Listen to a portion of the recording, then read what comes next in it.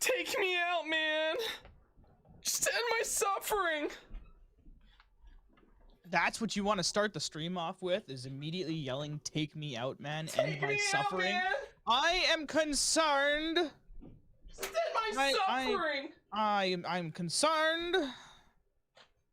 And now he's out of his seat, so no one can see that he's suffering. Like, you could be doing anything behind. Take me your out, man. Oh, okay, never mind. Okay, no, he's come back to yell. Okay, never mind.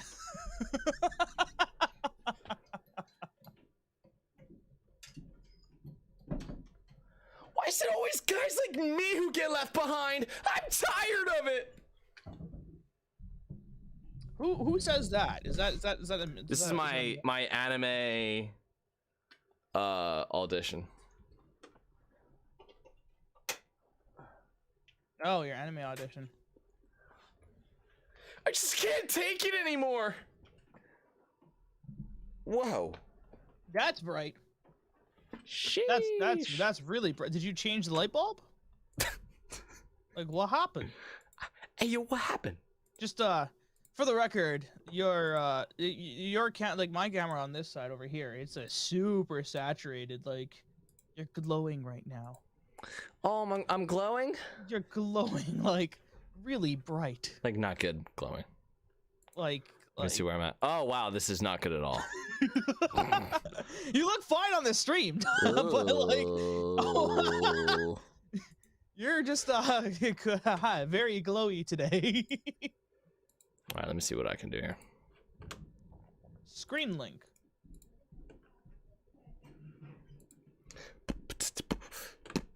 Wirelessly capture your iPhone or iPad to your PC/Mac.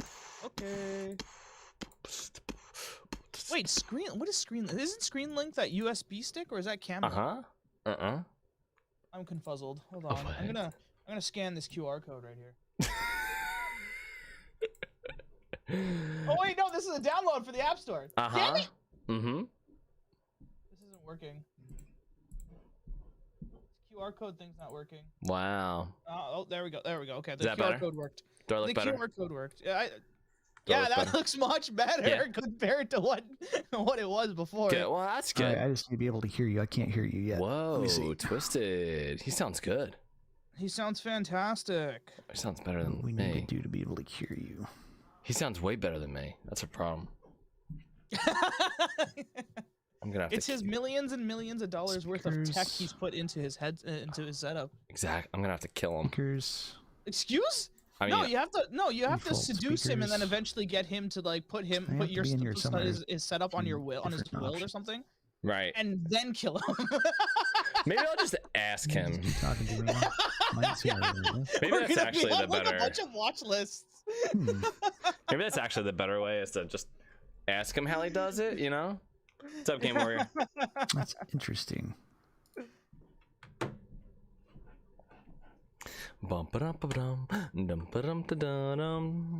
Game Warrior says hello. Hello. Is there anybody out there? Pop out chat. Beautiful. Beautiful. Okay. Annie, are you okay?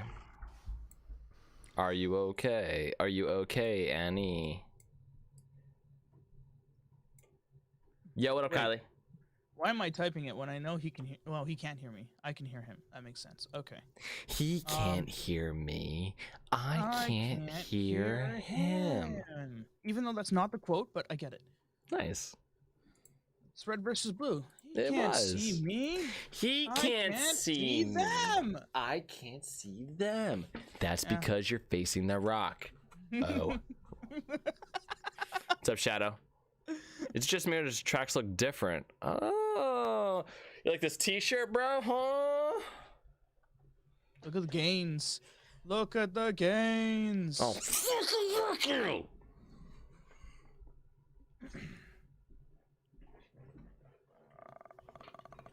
Audio output.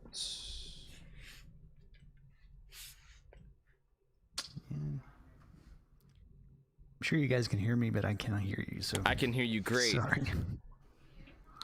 I don't see anything moving on my side either when I'm talking, so I'm wondering if it's coming through at all. It's definitely coming through. You need your glasses. It's weird. Like, I'm working on it, okay? Warby Parker's sending me some stuff. They sending me some glasses. Okay. All right, everybody just relax, please. Sheesh. You ready for this mystery? What am I ready for? Are you? Don't play the music. No. Oh, okay. Oh, jeez. Just imagine. Trax, we're not ready. We're not ready. Oh God. Oh God. What's he doing? What's he doing? Let's try that. I think I'd be able to hear you now. I can hear you great. There we go. I can hear Hey. You sound better than we do. you. Oh, do I? Thank you. It's You this do. You definitely do. high-end That's microphone. a problem. You're gonna have to kind of mess it up. If Which you don't microphone mind. are No, you just- using? No, it's just about settings. What microphone are you using? Yo, what's up, Rabble? This is just a blue snowball right at the moment. The I'm looking at blue getting that snowball. new You're getting hotness. that out of the blue snowball? Yeah, but I have compressors and stuff set on it. You have to Oh, remember okay. I've got That explains that audio it. background, so yeah. Yeah, if you know the settings mystery, you can, you know. Right. But what are you putting the settings through? Are you putting it through OBS or? No voice meter banana. Oh, you're doing voice meter. Mm-hmm. Oh, I guess that would make sense then. Yeah. It's got compression. Yeah. There's options. Very You can mysterious. set a noise voice. gate. Right. It helps a lot. Hey, Twisted. Kidding. Yo. What text would you like to see next to your image on the webcam? Just put it as Twisted Shots TV. This is my first time using Zencaster, so like. You can blame Mystery for that. He's like insisted on it. He's like, oh yeah, my god, yeah, I can Zencaster, definitely be- so I can much good, definitely- better. I can definitely be blamed for that one. Right. Now, I like Twisted, the way it looks. are you working on setting up a webcam, or do you just want to do the audio voice? If I can just do the audio, No problem. I No don't problem at all. I don't have my. Sorry, No, you are perfectly fine. I have to shut this door real quick.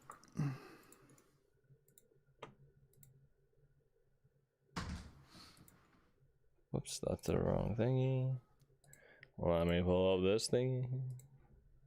Where's Yeah, I that didn't have thing? my background stuff all done. I recently moved. Oh, and, nice. And I've got a new wall and stuff that I'm going to put in. I could have used my green screen today, but I kind of failed on that, I guess. It's no worries at all. It's really. I didn't know if there was an option in the Zencaster to be able to select it or what. I don't mess around with that too much. Maybe Trax might know. Do you know if there's any green screen options or something on Zencaster there? Oh, I have no idea. You have no idea. I kind I of think figured it's if you just- wanted to use your green screen, it'd probably be optimal to maybe use OBS Studio's virtual camera. That's what it would be, because that's the only Right. options it gives you. HD Pro webcam is mine. I got the utility and then OBS virtual cam. Why Right, is this yeah. not working? That's okay. This is so strange. I cannot open this window. What You window? broke it. What window are you speaking of? I feel like I could transition right into like a Kermit impression, but I've never tried a Kermit impression before, so I'm just gonna stick with the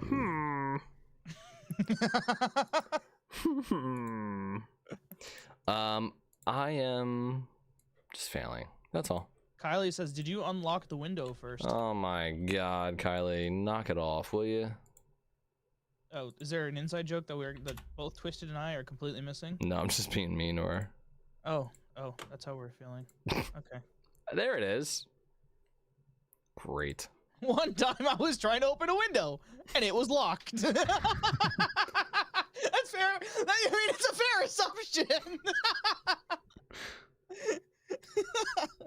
Not exactly that kind of window, but yeah.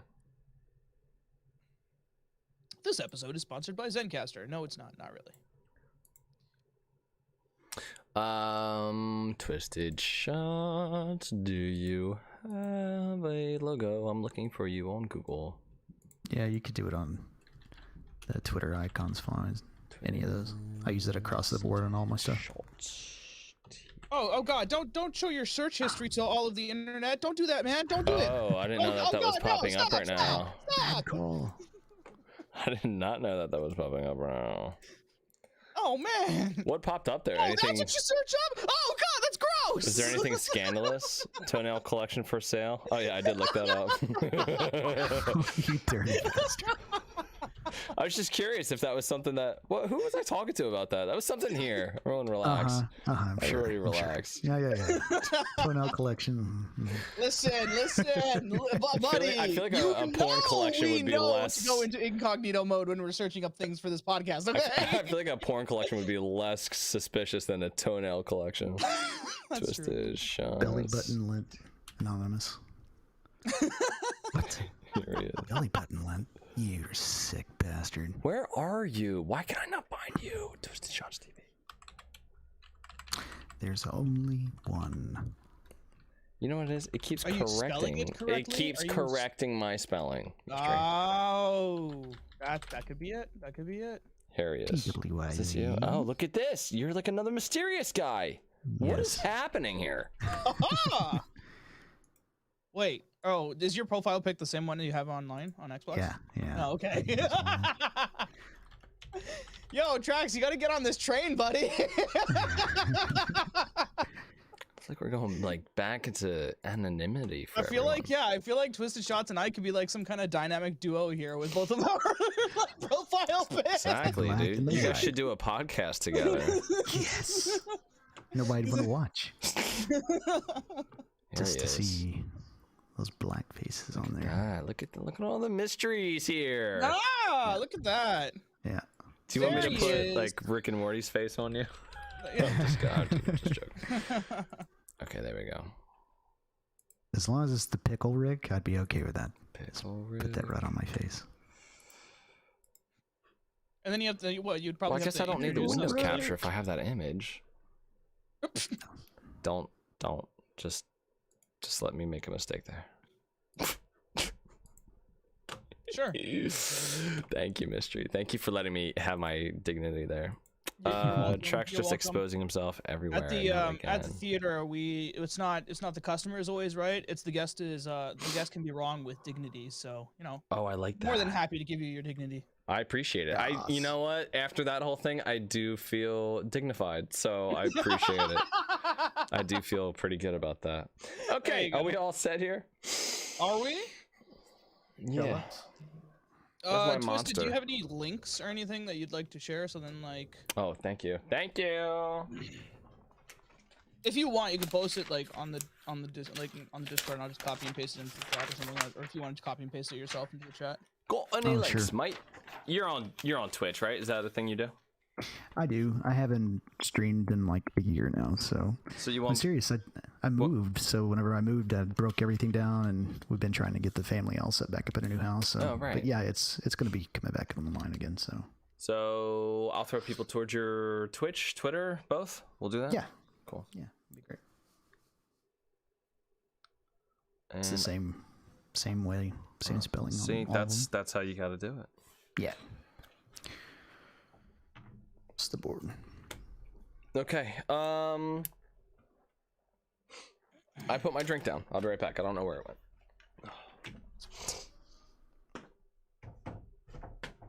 This is the part where we have to stall, right? Okay, so we don't want dead air clearly going on. So Twisted, how are you doing? Oh wait, want to say that for podcast, huh? Yeah. This is starting to become more and more difficult. Okay, there we go. Okay, I actually found it. It was right next to me. Oh, okay. What about the other drink that's next to you, though? This one? Well, yeah, I didn't even notice that was there. What about the other drink that was This next to you? What the hell? No, the other one. What? There's another.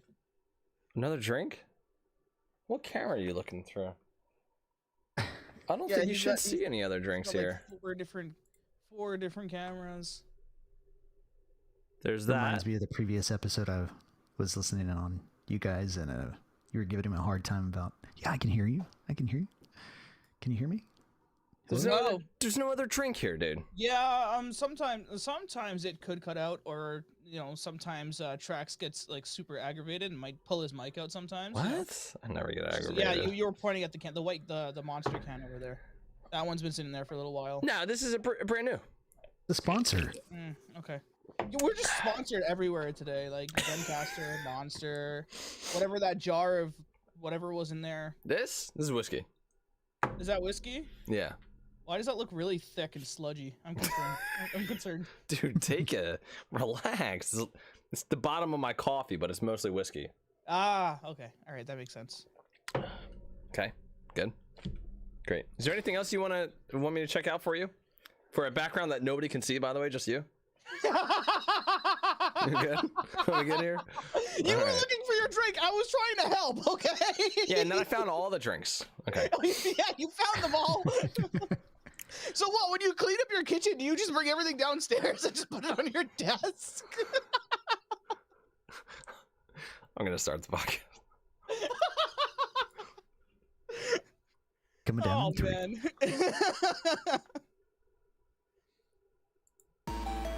Has the music started yet? Yeah, dude, that's why I did the countdown of 3, 2, 1. Oh, but you did it in the wrong camera. No, I didn't. I did it in this one. That's why I was like this. Are you sure? No, I think I did. He's second guessing himself. Whatever, man. Are you gaslighting me, bro? Are you trying to drive me insane to the point where I kill somebody? Oh, I mean, remember, things were supposed to be quite twisted tonight, so... Yeah. They are a little twisted. Yeah. Wait, what's that? Who's that from? Hold on a sec. Is there another voice in here? Some people are probably like, who's that third person? Who's that voice? What? What's going on here?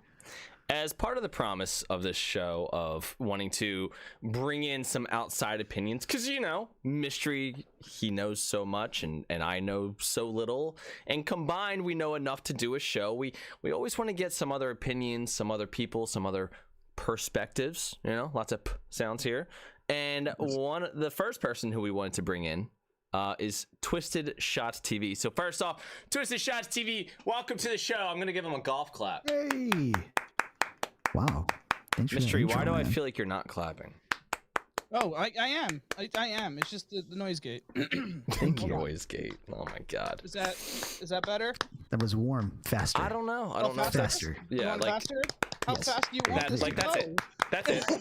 Sounds perfect. So weird Thank you. now. It's like a golf. I'm, You I'm have doing to. my princess hand, the one where you like cup it and kind of go like things. Exactly. Thank you. Right. Right. Little cup. Oh, I see. Okay. And then you make the All other right. hand kind of like spoon your other hand, basically. Who knew there were so many different clapping techniques? Oh, dude, there's tons of clapping techniques. You learned this in Princess School. Oh, I'm just gonna leave it like that. oh, okay. Princess School. So wait, so I know you 'cause I guys have a were daughter, enrolled so- in this school? Apparently, yeah. I was Oh. I was 09 graduate, and he must have been around there somewhere. And what about you, Twisted? When did you get enrolled in this school? That's what I said. I got a daughter, so I have excuses. Oh, I see. That makes sense. See, I Yeah. graduated the princess school. He enrolled his daughter in the princess school. Either way, we both have the information on the clap. Right, and I got my information from a podcast recording. There you go. Yeah. Okay. Anybody listening tonight to this is learning themselves. So Exactly. The more you know. Real quick, right out of the gate, because I like doing this because I don't see anyone else do it, but I like doing it. Twisted Shots, what are you up to and where can people find you? So right now I'm in the process of getting things set back up. That way I could start doing whatever the next thing is going to be. And previously it was just streaming, general gameplay, did a little bit of review stuff. I'd really like to do more of that in the future, I think. Just basically trying to find out what the next direction is going to be for me. Great. And I've even started dabbling into some of the Gunpla stuff. The I'm what? not promising anything, but Gunpla, have you ever heard of that? Gunpla? You're making up words now. What is this? I know. A buddy of mine, South, he's gotten that into me, and I'm like, oh, I could see this. It's basically like modeling, but it is like Transformers almost. Whoa. You know, it's pretty cool. So you get to Oh. build those model pieces together and assembling those on camera. I might end up doing something like that in the future, or maybe some Lego stuff along with some gameplay. You know, basically sleepy things. The things that you do as you get older and you can't play video games that well anymore. That sounds like one of those things that occasionally just hits the internet and everybody all of a sudden is like really into it and like, oh, I didn't even know this thing existed. And then like, it's all I want to watch. Yeah, it's pretty cool. And there is a huge following out there for it. So yeah, I don't know. I'm playing around with the idea. They're inexpensive to buy, and they take a long time to make. So you could do it on camera. Well, Wow. have a nice little evening stream of just, hey, what's going on? Talk to people in the chat and sit there and just put together a little thing. And I don't know. I've been playing around with different ideas. I am very intrigued by that. Mystery, you've never heard of that? Gunpla? No, but when I do Google it, it autocorrects to something else. So, What's it autocorrect to? I don't want to be on a watch list, but gunplay. Well, gunplay wouldn't put you on a watch list. Listen, So I it's- don't know. And if there's anything that can that you can say can put us. What on do a you The watch figurines of Gundam. Have you ever heard of Gundam before? There you go. Yeah, like the Gundam Wings Mech suits, right? Exactly. Yeah, so, there used to be a TV it's show the on that. modeling of those figurines. So it's like the play toys of those figurines is plastics. Oh, okay. So I've seen those. I guess those Gundams in the backgrounds of some folks' like YouTube channels and so on and so forth. So is that literally what it is? It's called Gunpla. Yeah, Gunpla. Gunpla. Mystery, I'm curious to know what you thought gunplay was. Gunplay? Yeah. Well, yeah. Yeah, what did you think it was? I don't know. It's you guys have some stuffs. Like me being cat. We don't play with guns here. Like, Oh, right. You guys fist fight all those bears up there, don't you? no, we don't fist fight. Okay. We just lay Stab down 'em. a bunch of maple syrup. What are you talking about? We're peaceful here. We lay down a bunch of maple syrup. Things get sticky. Okay. Yeah. Wow. Interesting. It's so interesting. Interesting. I feel like you get more and more sexual as this podcast continues. Mystery. Mystery after all. How many Canadians get eaten by bears? What do you think the number is, Mystery? This is actually something you are Googling. Okay. All right. 32. How many Canadians get eaten by bears? I'm gonna go with Oh less my than god. 10. I can't believe this. Okay, this is the first stat that kind of jumped up to me. Okay. There were only 4 fatal bear attacks in Ontario, Canada in the last 100 years. Wow. That makes sense. I thought you'd all be getting eaten by bears all the time. No. I'm still Wow, look here. at this. There were 46 bear attacks in North America between 2000 and 2017. I thought bear attacks happened way more often than this. I'm you thought wrong. I'm so blown away. I really am. It says I would've felt sadly that too. these 46 attacks resulted in 48 deaths. So 2 Leonardo DiCaprios running around out there. Wow. What movie was that from again? Um, Revenant? Wolf of Wall Street. Oh, that. No, Oh, it's that's from not Wolf right. of Wall Street. No, that's not right. Mm. Whatever the next one is that he did. The bear scene in Wolf of Wall Street. That's yeah. Okay. Yeah. Well, there's all the wolves, so there's some bears too. According to the National Park Service in 2019, Oh God, we got Twisted googling this too. the odds of being attacked by a bear are 1 in 2.1 million. I'm so surprised, man. I thought Golly. bears were eating people all the time like sharks, Wow. Fun facts. Bears are like the land sharks. Bears and sharks are kind of like the same, yeah. Well, okay. Well, that's kind of interesting, Mystery. Yeah, I hear you. All right. I guess you don't have to really stab any bears, just occasionally every once in a while someone dies. Yeah. Yeah, I get it. All okay. right. Okay. Well, let me start with you, Twisted. We usually start out just kind of talking about how this past week has been for us, kind of generally, and what video games we've been playing. What have you been playing, and what have you been up to, Twisted? Pretty much playing a lot of Infinite. I've been putting a lot of time in that and enjoying it. It's got its worlds of problems. I know. Put away your pitchforks, and it's been interesting, kind of seeing the community meltdown. I'm sure we'll talk about that a little bit more today too. But yeah, I was just gonna say we're mostly positive over here on the game. Yeah, I feel like it's like good. some of the extra things in the shop and some stuff with the armor hall and stuff like that. But for me personally, the mechanics in this game are my Armor hall absolute is going to favorite. start becoming a very forbidden word on the podcast. Oh yeah. Yeah, we might. Sorry, I didn't mean to interrupt you though. So you've been playing a lot of Infinite, enjoying that. Yeah. Also playing the new new Rainbow. Okay. You seen that? Actually, I feel like I've been living under a rock. I haven't heard anything about Call of Duty. I haven't heard anything about Battlefield. I haven't heard about any other game except for pretty much just Halo at this point. Okay. Well, Tom Clancy's the Rainbow Six Extraction, and it's basically it's a highlighted game type, if you will, but they made it a separate game. Okay. And if you've ever played Rainbow Six Siege, I have played Siege. Yeah.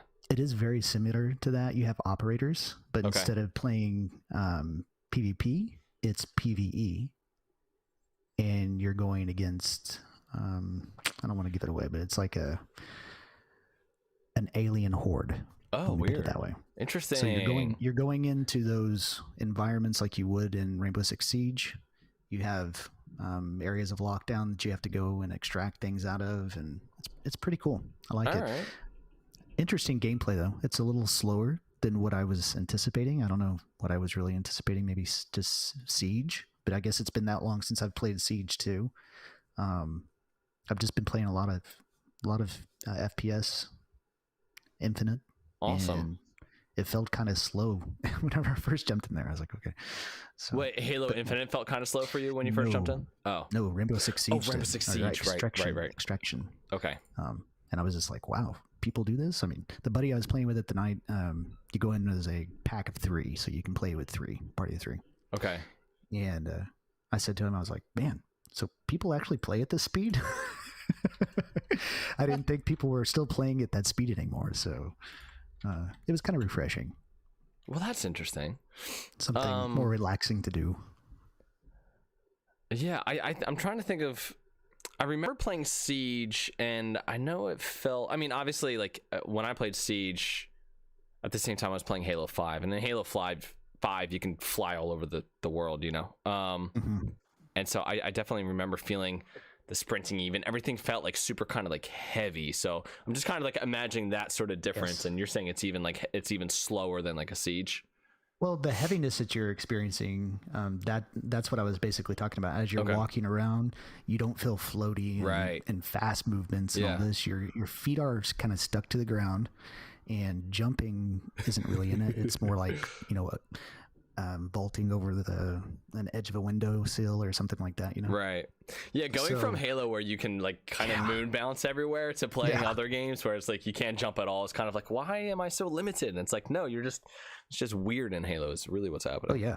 And even just going back to the previous Halos, when they were closing down the servers here, like they did just recently, I was playing Halo 3 again. And I hadn't played that in forever, it seems. And I'm just like, wow. It was really this slow. Wow. Yeah. But there was almost some nuance there. It was good. It felt good. Well, I want to talk about that in a couple minutes. We definitely want to hit on the server shutting down. So I want to come back around to this conversation. Mystery, real quick. The last week for you, what have you been up to? How's work? Are you getting killed? Like, what's going on?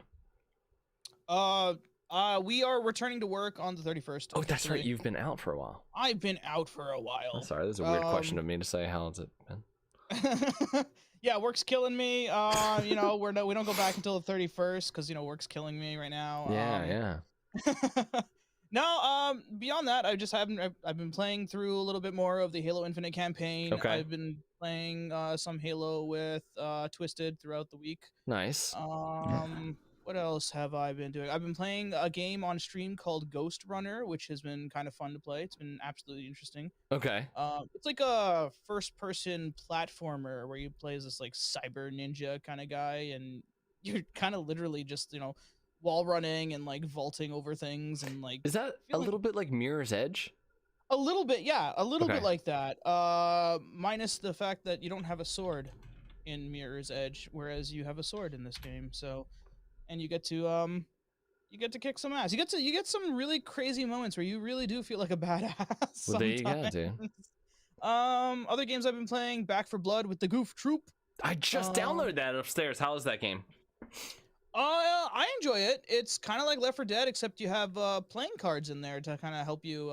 You know, yeah. There's you can create like little decks, and it'll help your character either do better or you know earn more or so on and so forth. So, I was told I went into like I guess veteran mode or whatever, and I was told to go back to recruit mode. So damn, what yeah, your teammates told you to go back to recruit mode? Yeah, one of the blueberries on my team told me to go back to recruit mode. So Rip. That's okay. I'll continue playing on veteran mode. And then Pokemon X, I've been continuing on with my Nuzlocke. Pokemon X, and you're using Nuzlocke? What is going on? What do you mean I'm using Nuzlocke? Oh, I'm thinking of Nuzleaf. You're thinking of Nuzleaf, yes. That's a common Pokemon mistake. I actually don't know if it is or not. Who's Nuzlocke? Is that one of the starters? No. Oh. It's a set of rules that you kind of adhere to. Oh, it's like a mod for. Is it a mod or is it just kind of like, hey, here's your It's just an honor rules? system Okay. kind of rules. Yeah. So what's the Nuzlocke? What's the Nuzlocke playthrough look like? I'm losing so far, I think. Does that help? So it's not looking good. That's not what I meant. I meant. It's not looking too What are the great. rules? The rules are okay. So typically, you're supposed to kind of go out there and capture every Pokemon or whatever, and like train them, and such. So anytime you enter a new route, the very first Pokemon encounter, assuming it's a wild Pokemon, is the Pokemon you're supposed to capture and put on your team. So you have to kick off another Pokemon who you might really want on there for. Not necessarily. You can still use the PC. But if a Pokemon faints in battle, it is considered dead and you cannot use it. Holy crap! Wow. Right. Did you lose your starter? Not yet, but Oof. I got close to quite a few times. You can't lose that starter, bro. It's I've been close quite a few times. What do you do if you're in a battle and all your Pokemon faint? Or all your Pokemon faint. You can go one of two ways. You could either you can go back to the PC and pick up another 6 more, or you can just consider it game over. Whoa. At that point. What are you doing? 6 more? I'm not sure yet. You're like, I haven't died, so I don't have to think about it. I don't want to find out. That actually sounds like a fun way to play that game, I'm not gonna lie. It's definitely interesting, and I chose to do a Nuzlocke on Pokemon X mostly because each route in the game has a large variety of Pokemon you can find. Okay. So not every how in Pokemon Red and Blue, right? The very first route has only Pidgeys and Rattatas. Yeah. Exactly. Right. The first route in this Pokemon X game has 4 or 5 different Pokemon. So okay. You know what I mean? So you can have very differing teams. But yeah, no, I've been playing that, and that's about it in regards to playing. Very cool. All right, great. I've been playing just Halo Infinite.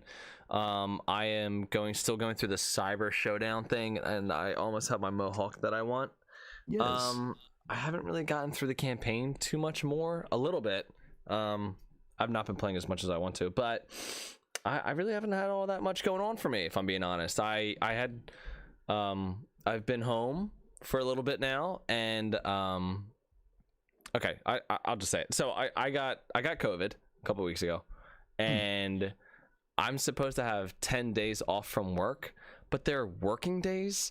So 10 days off has now turned into half the month I've been off, and it's very strange to me. And I'm waiting on this nurse to call to say, hey, you can go back to work, and this nurse has not called. So it's very weird. I feel like I'm just kind of waiting around, and I'm starting to go a little bit crazy. So that's where I'm at. And in all that time, somehow I still have not gotten Halo Infinite done. But you know what? It's yeah. That's life, dude. That's life. I am up to Black Panther in the MCU right now, Mystery. Ooh, Black Panther now, huh? Yeah. Starting to get close to the Infinity War and Endgame. Starting to get there. Doctor Strange was a bizarre movie. Oh my god. It was great. I liked the first half hour. I was like, oh, okay. And then after that, I was just kind of like, this is just getting weirder and weirder and weirder.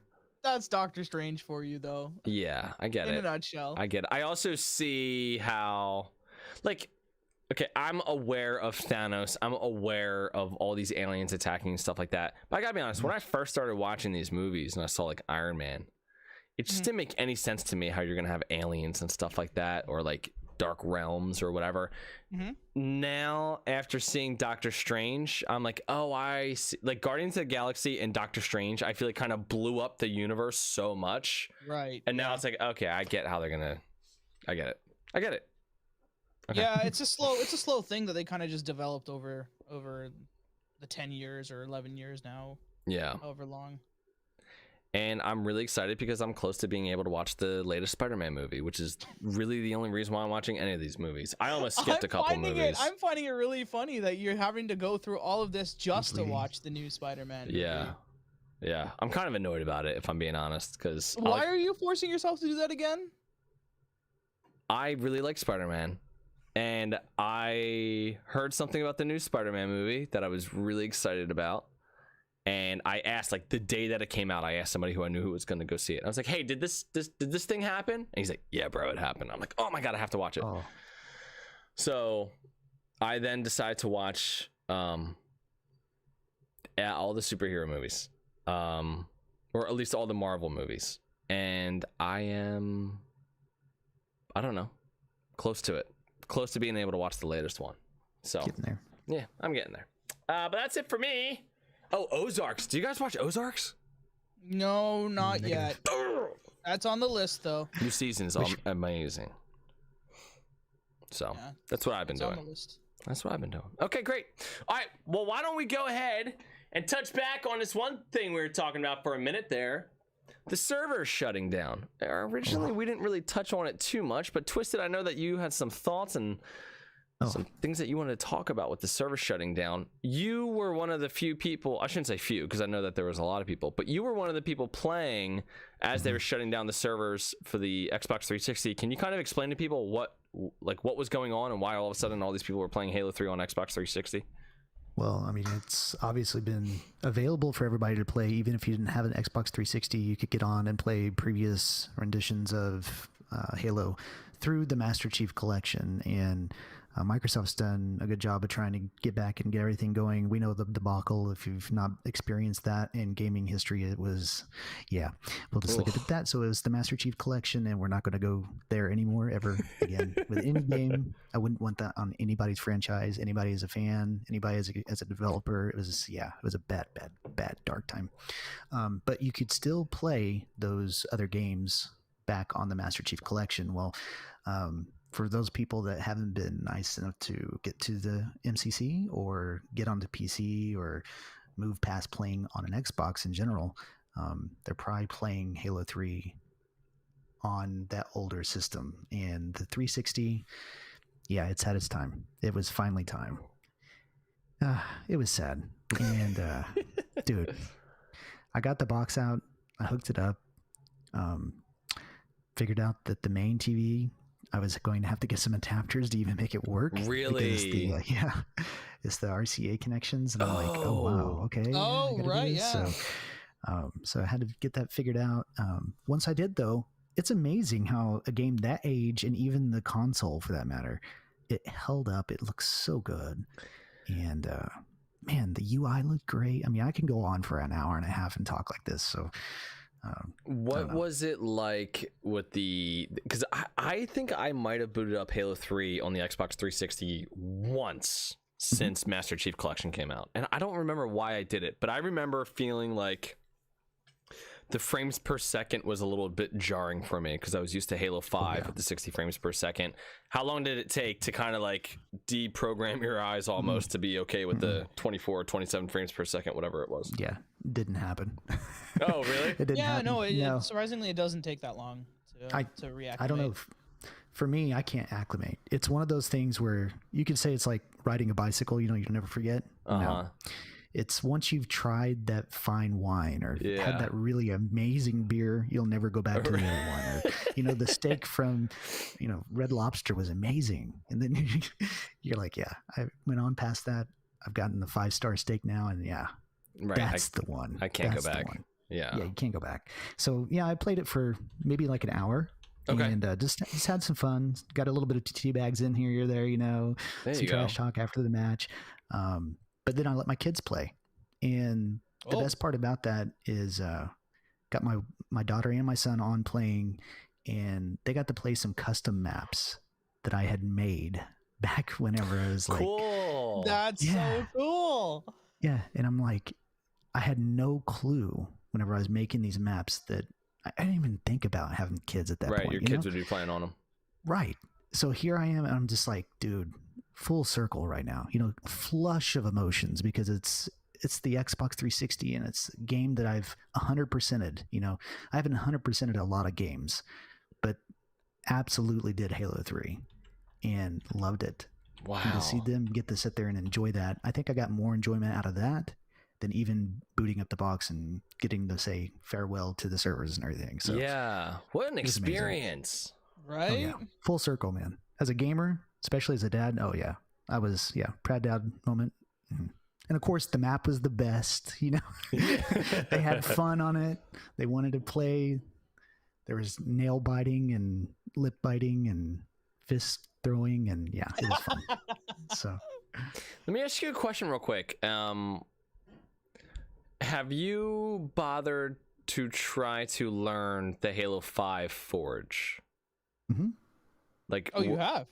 Yeah, I've gone in and played on it. It's a lot more advanced than anything I did before. Right. So the Halo 3 Forge is where I originally started because that's where it was, right? Right. That was it. It was me and Foundry and this amazing set of cool toys I could play with. Right. But yeah, I played through the Halo 5 Forge stuff, and the settings and stuff, I'll be very clear, it was a lot over my head. I was like, wow, you could really dial this in. Right. And I got more time enjoying getting to see other people do it. And there was actually a couple of streams that I would watch on Twitch where there were certain people in the community. I would just love watching them edit maps and stuff. And yeah, it was really cool. There's a part of me that one of the things that I've always wished for the newer forges is for like a mode that's kind of like dummy forge mode. You know what I mean? Mm-hmm. So that way, like I made maps all the time in Halo 3. It's very simple, very easy to do, and of course it was incredibly limited. When I look at Halo 5 Forge, I am so overwhelmed. I'm like, I don't even want to bother trying to learn this. So hearing you say that, like, yeah, I made some maps and my kids were playing on them, it made me mystery. It almost gave me like another reason to hope that we can get kind of like some kind of like dummy forge, just because like I think that that's like a really cool moment and a really cool thing. And I know that there's a lot of gamers and a lot of fathers and a lot of parents who have played or who play Halo, and it would be cool to be able to, for anybody to kind of be able to come in and make their own map, even if it's not like super complicated and perfect or whatever. But just hearing that story makes me wish, oh man, I wish we had an easier version of Forge for modern Halo. Right? It's funny to hear you talk about Forge being easier back then. It's actually, to me, it was harder back then because the tools weren't as advanced. So you don't have as many tools. Like merging objects and stuff, you had to take a floor and a wall and like learn how to like put it in its position. Then you'd have to pause the game and then like back out and then load back in. No, that's definitely fair. I think, it's like, I don't know. I think like when I look at Halo 5 Forge and I see the menus and maybe it's just like I need to spend more than an hour in there. I have spent a couple times going into Halo 5 Forge with the desire of like, okay, let me try to get this, let me try to understand, and like it's just so far beyond me now. I feel very intimidated by it. But Halo 3 Forge was like, yeah, like I couldn't do all the things that I wanted to do, but it was kind of like I could pick up this object and kind of like jam it in where I want, and like, okay, it's not gonna look right, but at least I was able to move it around. I don't know. I just you have a car stereo, right? So think about the Halo 3 Forge that you used to play with. That was the car stereo of sorts, right? Yeah. And now the Halo 5 Forge and whatever they're going to do in Infinite, because it's going to be amazing, I know it will be, is like that giant mixing console at the front of the house of the stage for the big MC moment. You know, you're just like, wow, look at all the lights and buttons. And what do? I don't want to make loud noises and everybody boos me. You know, that's exactly it. You're exactly right. It's like the car stereo. I know how to change the bass and the treble, and like I'm good. And turn up the volume. That's an important part. And turn up the volume. Crank it. Play and skip. But you're right. I mean, I just gotta spend some more time with it. I don't know. So, you had your kids playing on your maps. What was the matchmaking experience? Was there were you able to get games and stuff like that, or was it? I imagine there was a lot of people playing, so all of a sudden, it'd probably be pretty easy to get a game. Yeah, it wasn't too bad. I got a big team match in, which was surprising to me. I got a 4v4. I can't remember what the game mode was, but it was a 4v4. And we ended up playing on standoff, and that was amazing. Cool. Just being able to see the people get ready to play. It was queuing people in, and you were just like, oh man, this is happening. This is happening. And it actually got a game, and it was just so cool to be able to see that. I mean, you're thinking, is this just people on the Xbox 360, or is this people with the MCC2? I guess it wasn't. I guess it was just people specifically on the Xbox 360. But I was just like, wow. Yeah, I had a great time. Yeah, that's correct. So games for Halo 3 on the Master Chief Collection were not, you're not playing people on the Xbox 360 version of Halo 3. I think you're right about that. They're on their own servers. Yeah, because you're just sitting there looking at these people load in. You're like, oh my god, is this really happening? Right. How many people? I remember what it used to set like in it felt like setting in lobbies and waiting, because at a certain level, and I was at a brigadier general back then. So there you go. Yeah, oh wow, absolutely forced. Yeah, so it's okay, but it's one of those you just sit there and watch it, and it's just like, man, it's finally happening. There's people again. How many 50s did you have in Halo 3 back in the day in the ranked playlists? Maybe 3. Yeah, and it seemed like it was big team battle and what was it? A SWAT.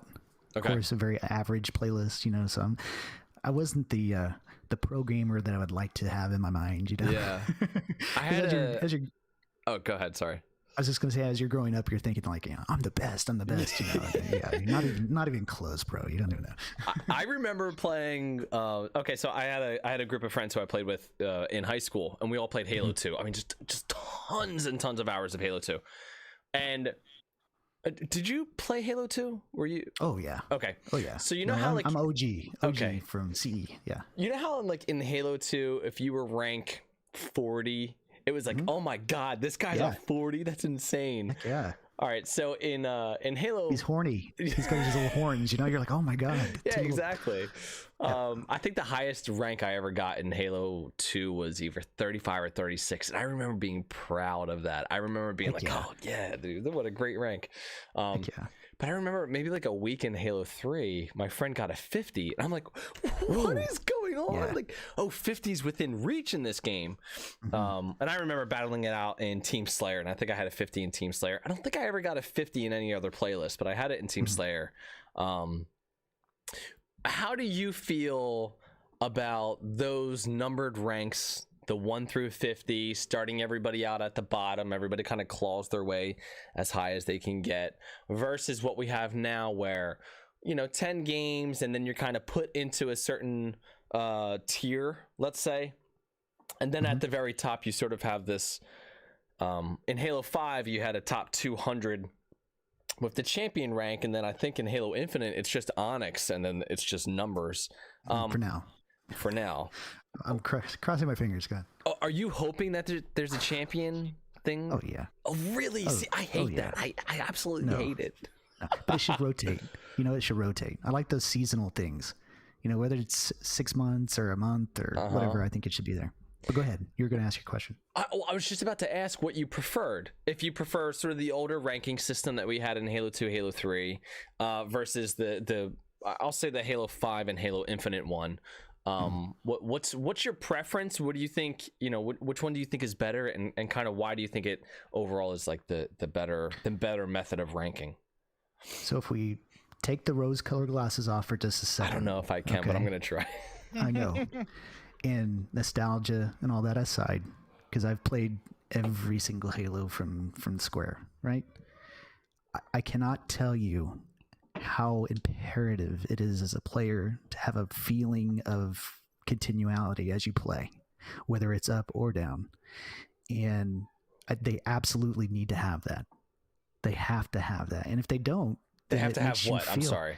Those number ranks. If you don't have that feeling there, I love that feeling of seeing what your number is. And I know they've gone back and forth for years over, we don't want people to try to like cheat and make a 50 and then they sell it. And it causes, toxicity within the company and or within the community rather. And it's just, no, even if it's behind the scenes, it needs to be happening to where you can go back and pull it up. And there are websites that are out there where you could track your stats and stuff. I remember Halo Tracker during Halo 4, I think. Mm-hmm.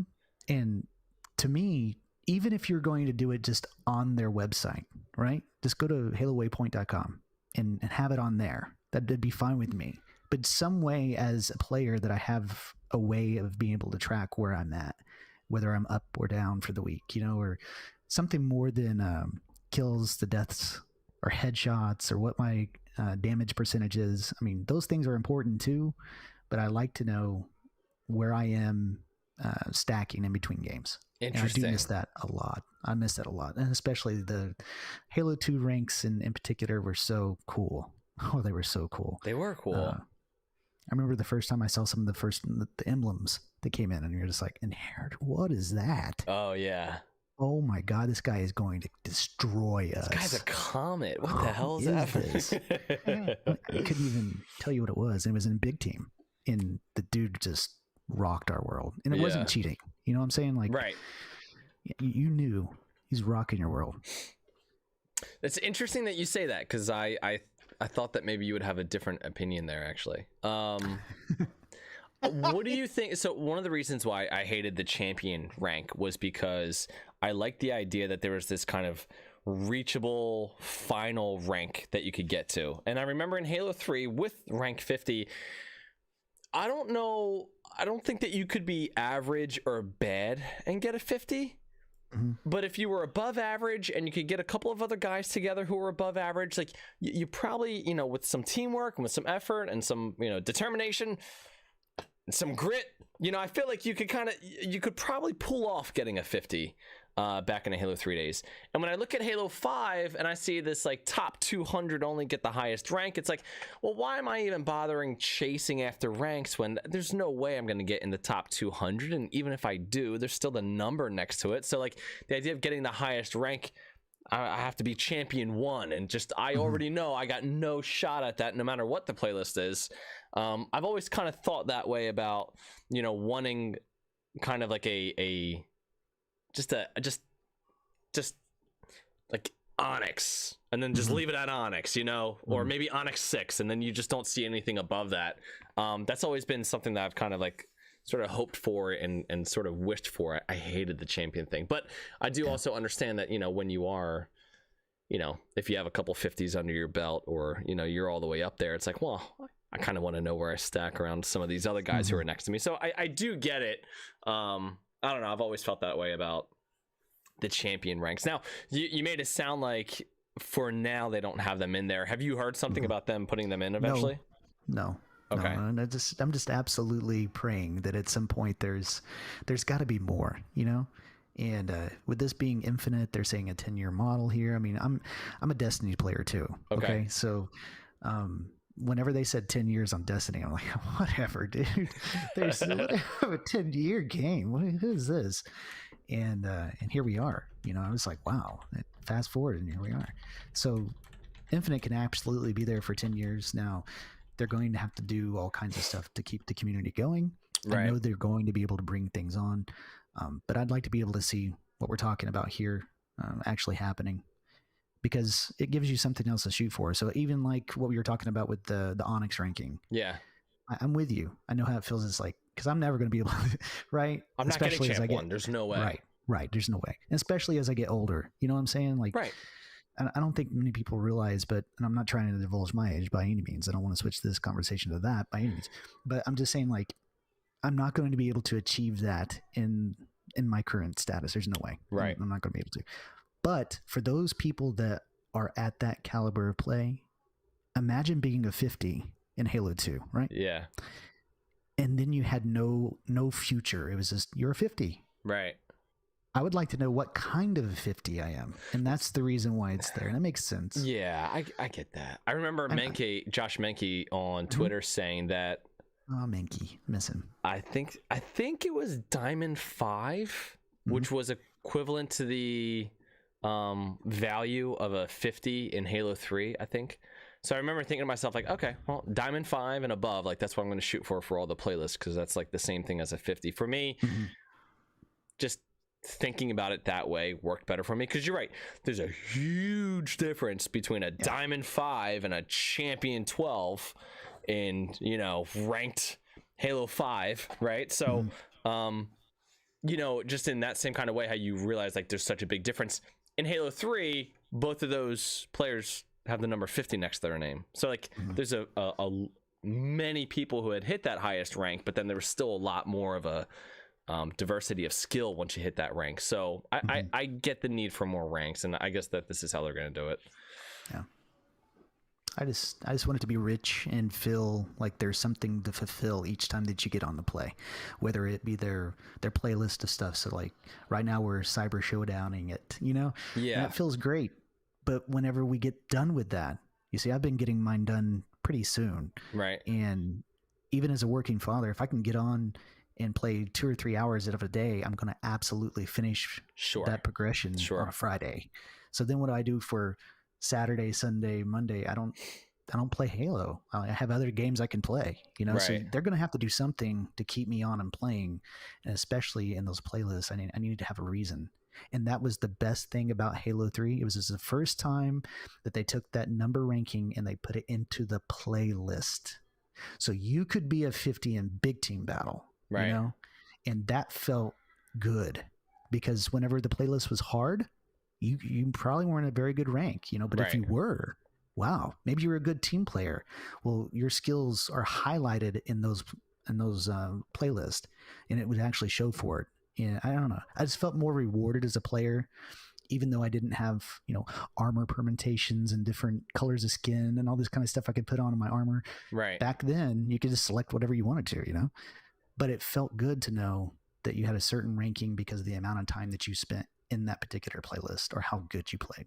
Right. And now, after 10 games, at least in Halo Infinite, you qualify as Diamond 1, or like that's the highest that you can qualify as. So that journey from bronze to, you know, if these were numbers, I guess, you know, from 1 to, I don't know what Diamond equates as, but let's say it's a 40, you know, basically are jumping to rank 40 after 10 games, you know, if this were back in Halo 3. And that's a lot of clawing your way through, and that journey of kind of going up in the ranks is now happening kind of like suddenly. And I get the argument behind it, which is like, well, look, we see a lot of players getting in and they're getting spanked by other players who are much higher ranks than them, and so they're kind of getting burned out on the game and they're leaving.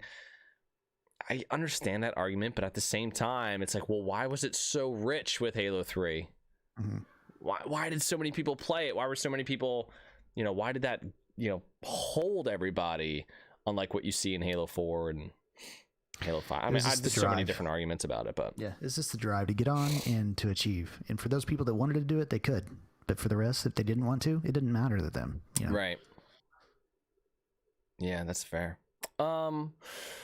Well, I know that we wanted to bring you on here, and Mystery, jump in here. Did we have set questions for Twisted when it came to multiplayer stuff? I know that we wanted to pick your brain a little bit and get some ideas for, you know, maybe some newer players. This podcast has a lot of newer people coming to Halo for the first time. Great. Part of that is because we're kind of like, I don't know, I'm just like a giant idiot, and so it's kind of like easy to understand me, and we don't go super in depth on that's great many things in Halo. So we do. You're an idiot. I'm sorry. You're like, wow, that's great. You're an idiot. It's slow. But we definitely wanted to, you know, while we have you here, we wanted to pick your brain about some multiplayer stuff. Sure. And so when you're coming into Halo Infinite, or when you're coming into Halo in general, it's definitely a different kind of multiplayer game than, say, Call of Duty or Battlefield. can you, from your perspective, and I know that you've played a lot of other games, what is the thing that kind of separates Halo apart from some of these other games where, like, if you're not paying attention to this, you're probably going to get like crushed. Like, one thing that I know and I can bring up is, like, in Call of Duty, you know, if you're playing a regular game of team deathmatch, you kind of spawn in, you sort of run around, you find somebody, you light him up, you know, he's dead, you know, in 3 bullets or whatever. It's not exactly the case in Halo. You kind of have to think a little bit more about than just sort of rushing into places. But what do you find, or what can you tell us about, like, what's the differences in Halo from these other multiplayer games that, like, anybody new would sort of benefit from understanding? So for Halo, it seems that you can get on and just jump right into a match and figure out what's going on within the first couple of minutes of playing. But then it takes time to master exactly what it does, what it takes to get there. Okay. For a new player, I would say the best thing you can do is just get on, start a match, and just see what happens. And the first couple of encounters that you get, you're probably going to lose them, you know. And it's not even due to your aiming. It's you were using the wrong weapon for the distance that you started engaging your other player, your opponent, or you jumped off at the top of a building and they can track your trajectory. You know, you're kind of flighty in Halo, so they can see you from point A to point B, and they just take you out really quickly. So different things like that. I like the sound that you use for bullets. You can just simply getting into the game and trying out the different weapons and figuring out how those work best for you, which ones are better. Of course, nowadays it's the layman culture, it's the meta. You know, you're figuring out the meta of the game, right? How it works. But it seems like other games and even first-person shooters that I get into, different franchises, they have all these tiers of stuff, and it seems like it's overwhelming at times. You have to kind of figure out which weapon do I want to equip, and do I want to put this type of muzzle on there, or do I find this type of ammo over in certain buildings, or, you know, with Halo it's not like that. It's like, here's your weapon, let's just go with it. Unless you played Halo 4 back then, it was, you did loadouts. So but thank goodness we've turned from that, and we'll never go back to that again, hopefully. But find some wood, knock on it somewhere. Come here, Plank. Yeah, there it is.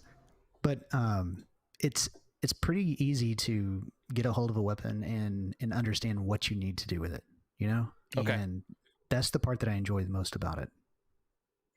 Do you find the tutorials and the academy and everything like that, is that something that you think is kind of like a waste of time for new players, or do you think that people definitely need to spend time in those tutorials and that they're kind of helpful? Because some games, I feel like the tutorial is like, you know, I don't know if this really lines up with, especially for multiplayer, right? Because you're playing against people and not, you know, bots or whatever. It's like, you know, I don't know if there's a whole lot that really translates there. Sometimes it's better to kind of jump into the deep end. Do you know enough about, or not do you know enough, but, like, would you recommend people jump into the tutorial for Halo Infinite? Do you think it's really that beneficial? So for a majority of those longtime Halo players, no, it's just going to be an achievement, and there are things to do. So make sure you jump in there and do it, because you'll want to get those. But for those people that haven't played before, I'm sure you probably can hear my kids in the background. That's all right. A little bit.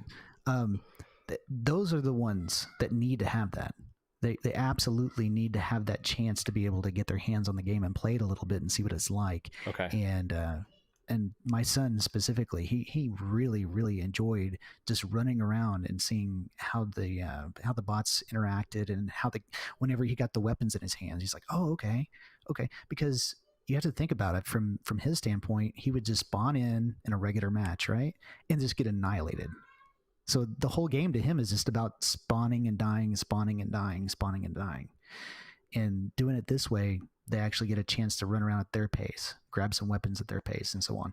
To the majority of the community, yeah, if you've been someone that's played a long time, it's stupid. They shouldn't have wasted all the time doing it, you know, and so on. But like to what you were saying earlier about this podcast or anything, it seems like Halo is on a rejuvenation time period. And Microsoft and 343, they seem like they understand what that's about to an extent. Like, they want to get that newer player taken care of. And I like that they did it like this without dumbing down the game like they did in previous Halos. They didn't have to handicap us as good players to help them have a chance. Right. There was I think I saw a screenshot, 20 million unique players playing Halo Infinite during the launch, which I don't know what they consider the launch, if it's like the first month or maybe 2 months, 3 months, whatever it is. Huge. That's an insane number of new people. For sure, there's got to be a ton of new people, but it's an insane number. But of course, like, we didn't have 20 million people playing the launch of Halo 5, right? So like this has got to be, I mean, it is the biggest launch, but I imagine that this might be like the most new people playing this game and checking it out for the first time and trying to understand what the hell is this shooter, because it is so different from other shooters. Yeah. Free to play. I mean, that's what all the fanboys will say. Oh, that's the reason why, is because it's a free to play game. Yeah. Okay, well, that's there. But it was also a huge name, and you have to think about how long. This is the granddaddy of first person shooters, so to speak, and it's been there for so long. So every single time they come out with a new game, every couple of years, it used to be, it was a big thing, and then it would kind of fade off for a little bit. It was a big thing, and then it would kind of fade off for a little bit. It's been a long time. I mean, Halo 5, what was that, 7 years? You know, that's crazy. That is to a think long time about. ago. It's such a big title as Halo to have gone that long. So you have to also look at it like that. So yeah, it was free to play, and it was the granddaddy game that has been pushed off for as many years as it was. So yeah, they got the old players alike. They got the brand new people that have never seen it before that wanted to play, see what it's about. Main thing at this point is just keeping them there. And I don't know where you're going to go forward with this. So yeah, I hope that they're going to be able to keep them there. Keep them playing. Side question here for you, because I just thought about this now. If you've been around for a long time, then of course you've been around for all the sprint debates. Are you surprised that Infinite sort of solved sprint and nobody argues about it anymore? Isn't it amazing? It is the best. It is the best. It's amazing. It's amazing how they did it. You're just like, okay, yeah, I can sprint. I remember playing in the flight, and I played an entire game without sprinting, and I was like, I didn't feel disadvantaged. And so like sprinting doesn't feel absolutely necessary, but of course, like, you know, there's some moments where you kind of want to, and it's like that works so perfectly. I love it so much. Yeah, it's just the placebo effect. It makes you feel like you're running whenever you're actually not that much. The important part to me, in the times that they try to bring it in previous Halos, it would break the game whenever the player could run around the corner and get away from your kills, you know? And that just doesn't work with Halo, because Halo has this shield-based system mechanic. And I don't really know of any other games that are like that out there in first-person shooter. That, I mean, you have Splitgate and some I was just about to say Splitgate, but we all know that's kind of like a Halo clone. That's a whole, but I'm just saying, like, just brand new IP that you just don't see that very often. So you have to kind of figure out, oh, okay, so I'm going to hit them not once, not twice, not 3 times, 4 times. Now they're flashing. Holy hell, die, dude. Oh my God.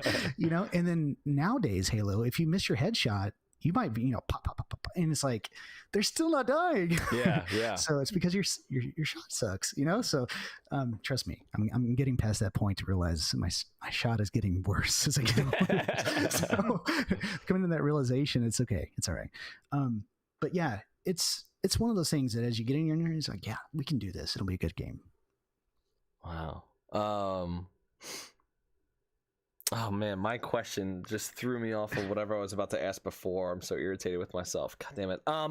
So we're talking about sprint and the fact that it's not there now. Yeah, God, that just made me so happy. And so, whenever I get a chance to talk to somebody else who's been around for so long, it's like, hey, you remember arguing about sprint up to like a year ago, and all of a sudden nobody does it anymore? It's gone. It's because they sprint. The people that want to sprint, they sprint in the game. Right. They probably die because of it, because your weapon is down.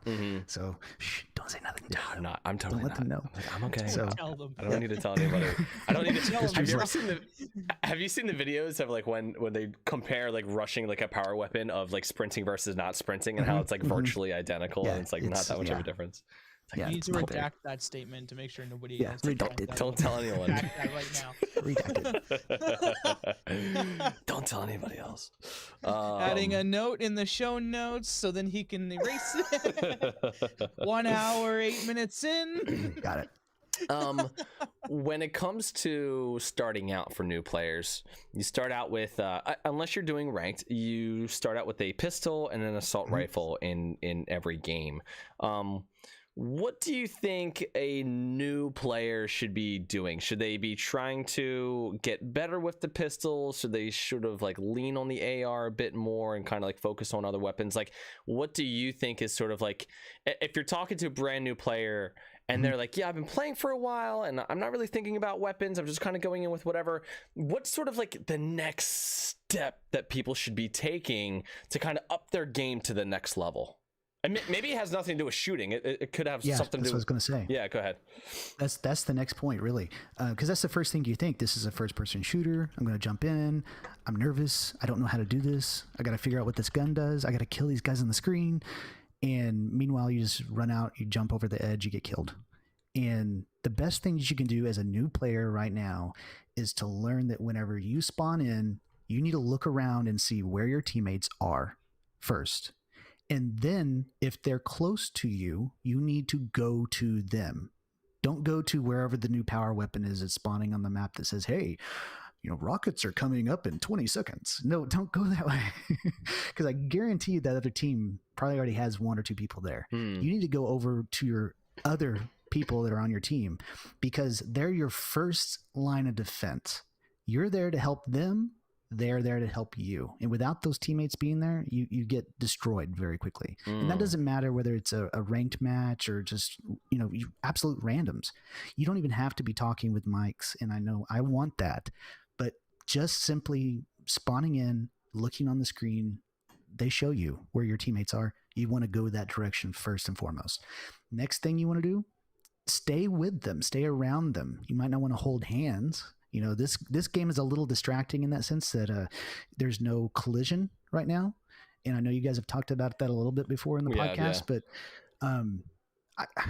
we can go on with that. But I'm just going to say that you don't want to be standing super, super close to them because you are an easy target at that point for the other players.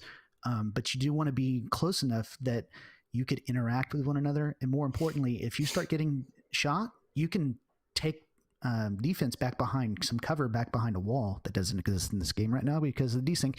But you can take cover behind the wall. I have screamed many times about I'm behind the wall. What the hell? What the hell? You shouldn't have been able to get me. Yeah, they'll fix it, right? Come on, they'll fix it. But if you can take cover behind the wall and your teammate was able to see that you were getting shot, then they can go ahead and engage that person. And hopefully they haven't been shot at all. So it's a brand new fresh player. And that ebb and flow, the yin and the yang, that's like the chess game. And I know other people have said it for years. I've said it for a very long time, that Halo is more similar to chess than any other game out there. And you have to play your life accordingly. You get a chance to play. And whenever it's your turn to play, you have to play wisely. Because if you play poorly, you're going to be found out in the open and they're going to take you. So right. Yeah, I like that comparison. Like if you're looking at your team and thinking about them, like their chess pieces, because it's like one, even every engagement is a chess match, right? Like, okay, I could get a couple shots or I could go behind cover. Or should I use this weapon? Should I use my secondary weapon? Like, what's going to be best for this engagement? And so on top of every engagement being like a chess game, it's like, the game itself is being, like a chess game. Hey, where are people positioned? Do they have each other's backs? Are they able to kind of shift over if this guy gets killed or what's going on there? For a new player, I feel like some of that might be a little intimidating. So I like the idea of like, hey, find your teammates and just kind of stay around them. I feel like that whenever I play by myself and I go into games, especially if I don't have a microphone, that's kind of like what I always do. I'll spawn. Let me okay, where are my teammates at? Where's this guy at? Okay, let me kind of go close to him, not on top of him, but let me get near him. And then, he and I are, we're able to take out the enemies a lot quicker, just because there's two of us who are fighting and shooting. I feel like that's a really good tip. What's, I don't know. What do you think about, do you think it's worth it to, I was going to say study maps, but see, one of the weird things in this game is like, you don't have the same weapons spawning at each location. You have like similar enough weapons. What would you say to like a newer person who's like, when it comes to picking up stuff on the map, like, should they be what should they be keeping their eyes on? Where should they be moving around? So in previous Halos, it was more important for you to understand what weapons spawned where, how often the timer was. I mean, they're basically holding our hands right now as players. They show you where it is on the map just by looking around. There's a reticule in the area, or a indicator, not a reticule, but an indicator it shows. And it even gives you a timer. And I really wish that they would take that away. I honestly do. I wish they would take that away, because it's just as bad as having an announcer come in and say, in 30 seconds, there's new rockets. Right. In 20 seconds, there's new rockets. In 10 seconds, there's new rockets. It's like too much information. Get your rockets in 5, 4, you know? Right. Like, dude, and I know I really played that up, but I'm saying that for a reason. It gets it to where everybody's on that same spot fighting. And at a professional level, everybody knows what time those weapons are going to come back in anyway. So you still get that type of an engagement anyway. But for those new players that come in, it would behoove them to be there and know when it came in. They get the rockets first. Now they get to sway the win ratio for their team because they have an extra 2 rockets, or whatever. So that part of the game, it's made very, very simple nowadays. I would say more importantly is to know where the spawns are and understand how the system works. So whenever you die and you spawn in, do you think anyone's supposed to be around you? I mean, technically they're not supposed to. Sometimes they are. But for the most part, the other team is going to be spawning clear away from you. So if you understand where that's at, do you just start, pushing your controller thumbs down in that general direction? No. You want to look where your team is and get back into the engagement with them. Think about it like dodgeball, I have a lot of analogies here, but I'm just like, you wouldn't run out into the open with one ball in your hand and come around the corner is like 3 dudes standing there. We got you, good luck. But you would go down the path where you see you have 2 buddies over here hiding behind a wall and they both have a ball and they're ready to go. So go over there with them. And that's exactly how you should play this too. What do you think about, well, I guess like they have the tutorial for learning how to use the weapons and stuff like that. Something that I thought about just now is, and sort of was like a big deal. I don't know. I don't know if this is really a beginner thing, so maybe we'll talk about this in like a minute or two. But I guess I was going to say, like, knowing how many shots to put into somebody before doing a beatdown, I feel like is like really, really helpful. Like I've had many engagements, especially in Halo 5. In Halo 5, I knew that game so well. Like the okay, 1, 2, 3 pistol shots. Okay, I know that I can beat them down now, and like I don't even if I'm close enough, I don't even need to waste any more time trying to shoot them. I feel like that's another thing. I don't know why, but that just popped up in my head. I feel like I should share that. Knowing how many shots to put into somebody and sort of learning like the cadence before, laying in that beat down, I feel like is really helpful. Twisted, I want to talk about, sort of move on here to more of like oh, actually, Mystery, do you have any other questions for him for like brand new beginner players? Is there anything that popped in your head? Are you okay if we move on to the mindset thing?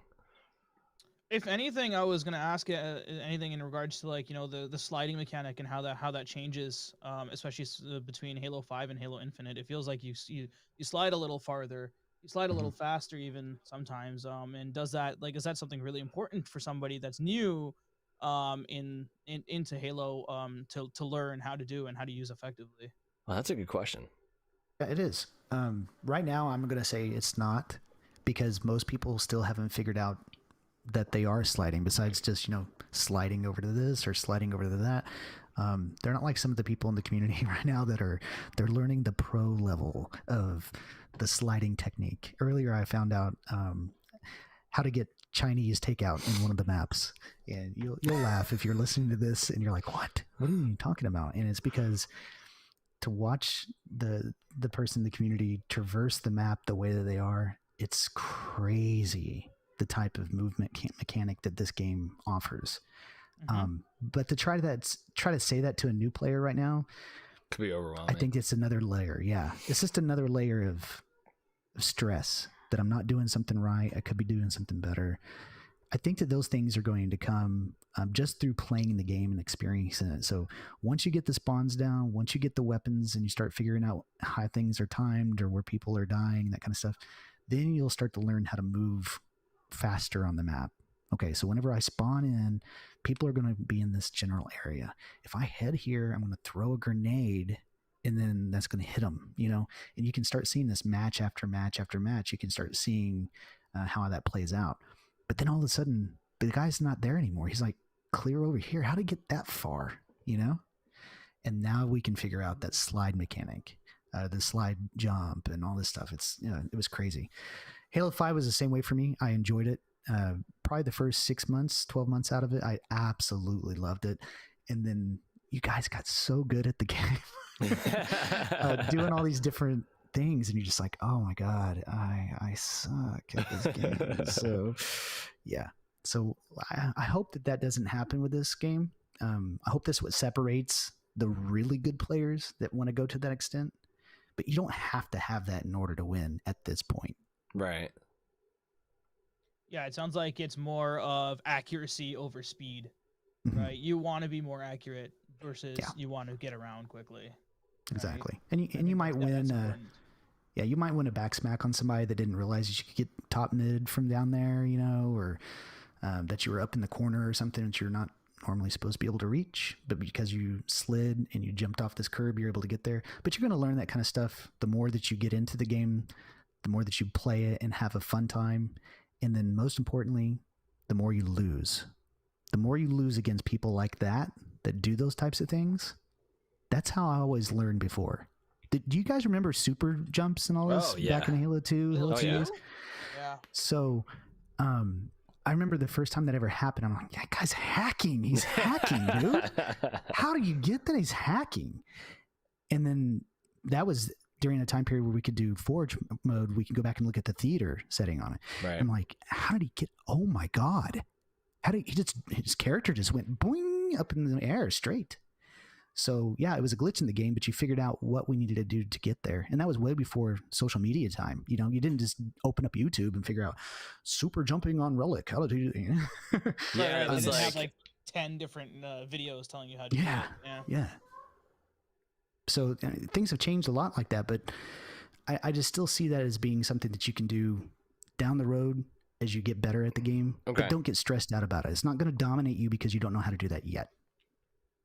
So that's actually really important that you said that, like, you know, losing is not always a terrible thing, right? Like, you know, it is actually important to lose when you start off start off as a fresh player to a new game franchise, because for the most part, like if you lose properly, kind of thing, and you don't take it to heart, you can learn a lot from when you lose. Oh yeah. Right.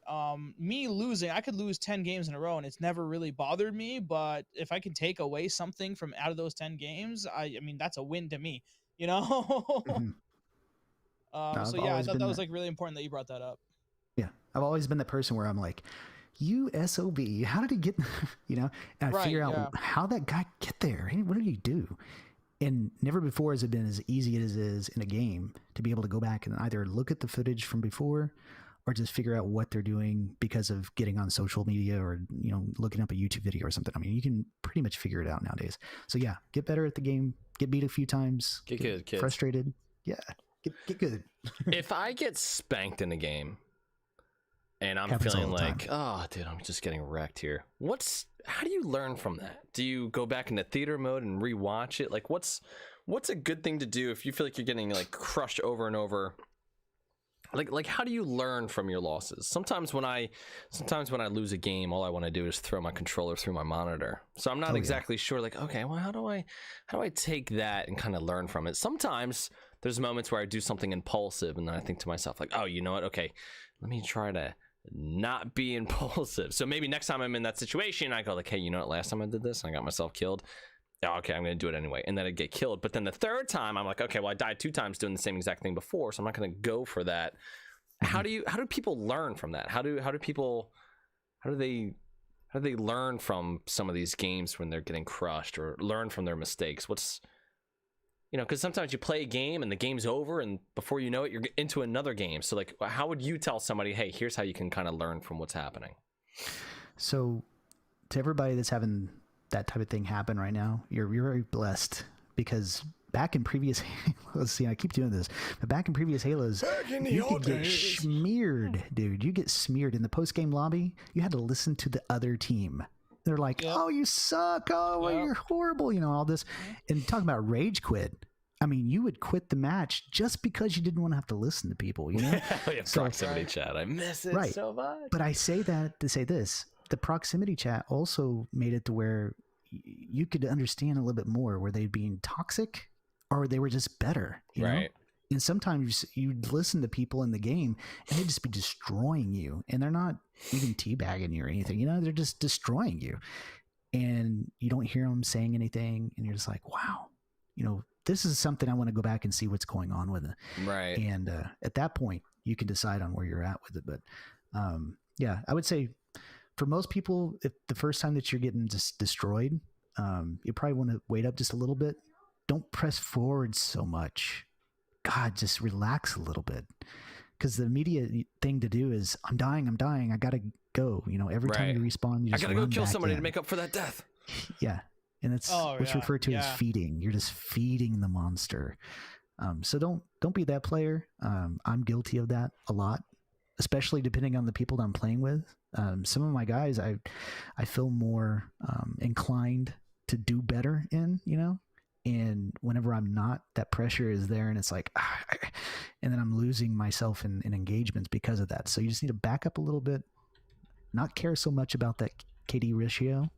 You just make sure that you're looking at the next engagement and doing it the best that you could. I think that's really helpful. I like it because in the chat, some people are giving each other shit. Just I feel like we should have had you like a month ago or so when the game first came out. It's important. I want to ask you a little bit, and we wanted to ask you a little bit about kind of like a multiplayer mindset, you know? Like, I think sometimes you get into multiplayer and you kind of just, your brain sort of turns off, and you're just like what you're saying. Your thumb just goes up. You know, your thumb goes up on the left joystick, and you just go in, and you're getting yourself killed a whole lot. Start sitting up in your chair, moving forward on the edge of your seat. Oh yeah. Yeah, exactly. Yeah. What's a way? What was that cheeky smile for, Drax? What was that cheeky smile for? I was literally just fixing my own chair. So at first I thought you were making a comment on me, like trying to fix my chair because I was literally straightening it up. So I thought I was not. I thought you were coming at my adjustments here. Damn it, Mystery.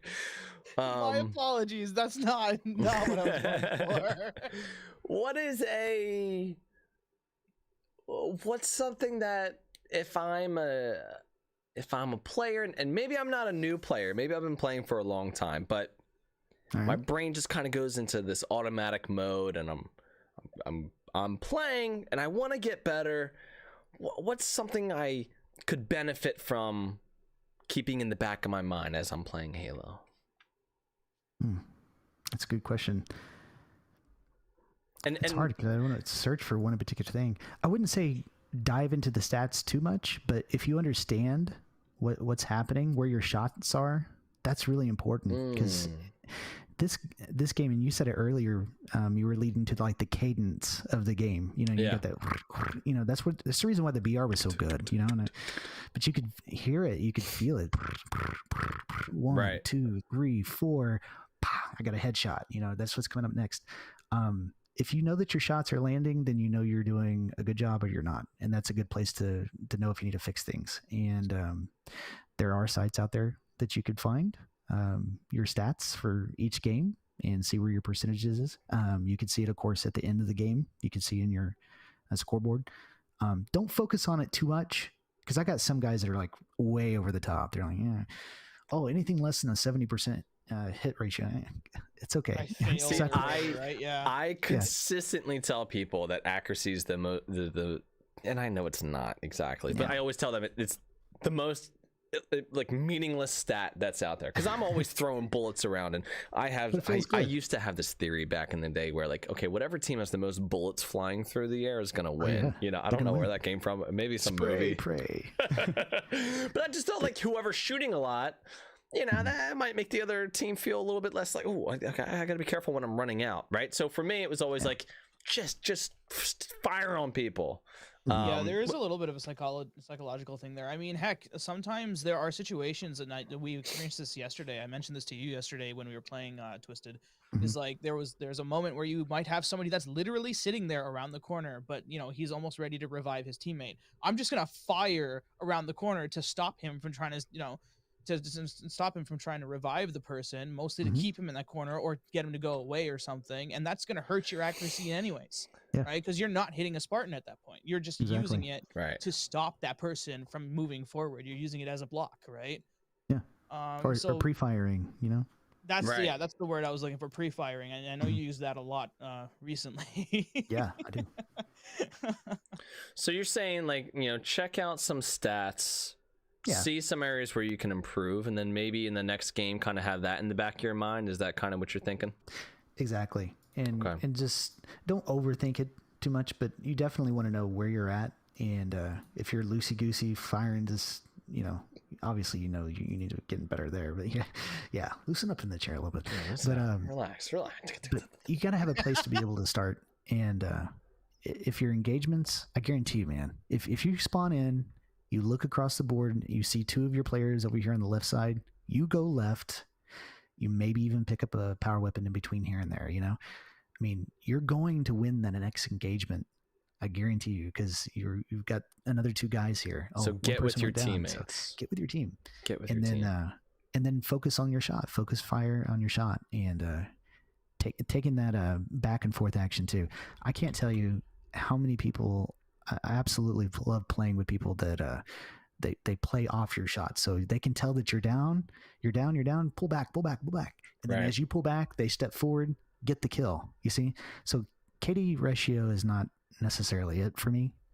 It's more about the damage dealt. Damage is probably the number one stat right now that I could tell you. Looking in the scoreboard, you can tell the person that was doing the damage, and they might not even have finished all the kills, but they were getting the most amount of damage. So whenever they came around the corner, they were destroying their target.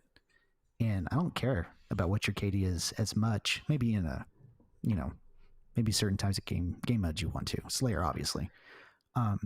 But it's more important that you're getting as much damage as possible and you're not just spraying around. I like that. I'm definitely one of those people who, like, I almost get annoyed by people who care about their KD, because I'm like, look, it's all about the WL, baby. Like, what are we focusing on KD for? Like, we're trying to win here. I definitely think, like, some stats, you know, maybe aren't good to get held up on, and other ones can be more beneficial. Looking at damage dealt, or even damage taken. I think that's another one. Like, what's your damage taken versus your deaths? You know, are you able to get away and not get yourself killed? Are you making sure that you have cover close to you, so when you take two shots, you're able to get, you know, behind something? I think, like, that's you know, learning where your outlier stats are and trying to figure out, hey, how can I play a little bit differently so that way the stat is not, you know, if I'm finishing a game and I have, you know, I have 12 kills, solid for my team, but I also have 22 deaths. Okay, maybe I gotta be careful about the way that I'm playing here. Maybe I'm killing a lot, but I'm also getting killed too much too. That's good. One thing that was really nice way back when was definitely using those heat maps. I don't know if they definitely haven't brought it back. Nah, they don't have heat maps anymore, but I remember exactly what you're talking about. Yeah, having access to those heat maps can, like, give you a really good idea as to, like, okay, this is where I'm dying a lot, so maybe I should kind of just, you know, either stay away from that area or maybe be more cautious when I'm in that area, kind of thing. I think they even showed where you were dying from too, which was really helpful. Yeah, they did. Yeah, if you got shot by a sniper or something over and over that match, you could go back and look at the heat map, see where your body was, and then you could also see the line where it came from. It's like, the dude shot me 3 times. Where was he from? He was over in that corner. Cheeky bastard, dude. I don't know if they have those anymore. I wish they did. I don't think so. I remember it for sure in Halo 3. I don't remember it being in any other games after that. I remember Halo 2. I don't remember Halo 3. Well, that's a weird thing, right? Where time goes on and then you get, like, less information in your games or whatever. Yeah. All right. Well, I think that that's actually really, really helpful for newer players or players who have been around and kind of just want to take their game up to the next level. I think that some of the stuff that we talked about here, getting with your teammates, spawning, and kind of being aware of your, your environment and your situation and where you're at. I think that that's a really helpful thing, and might make a giant difference in some people's games. So definitely give that a shot, and send us a message, reach out to us, and let us know if you found any of these hints or tips or tricks, whatever these are. Not tricks, but you get what I'm saying. Let us know if you find them helpful. Something I want to ask you about, Twisted. Overall, Halo Infinite, we talked a little bit about sprint no longer being an issue. What are some things about Halo Infinite that you are just loving right now? Boy, that's tough. You'd have to me to ask go me on the that other one. end? The community is, I know the community is so deep, and all the things are frustrated with right now. Yeah. I think what I'm loving about right now is just learning what the new ebb and flow of this game is, and that's what's pulling me on each and every night right now. And even some of my longtime friends that have been playing Halo with me for years, they can't stay with it night after night without having a reason to play. They need to have the progression system in place, or they need to have armor permutations or some reason to get on and play. And right now for me, it's learning how to play this Halo to its best. And I think that we're in the best place right now that 343 has given us. Yeah, I think so. I really do. I'd agree with that.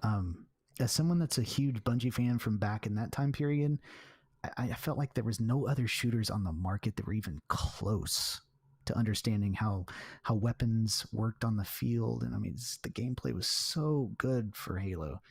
And then once 343 came in, it just kind of like disrupted things, and you could tell they were trying to figure those things out and see where it was. And I think it's taken a lot of skinning the knee, but I think we're there with this particular Halo in learning how this one works. And it does absolutely work.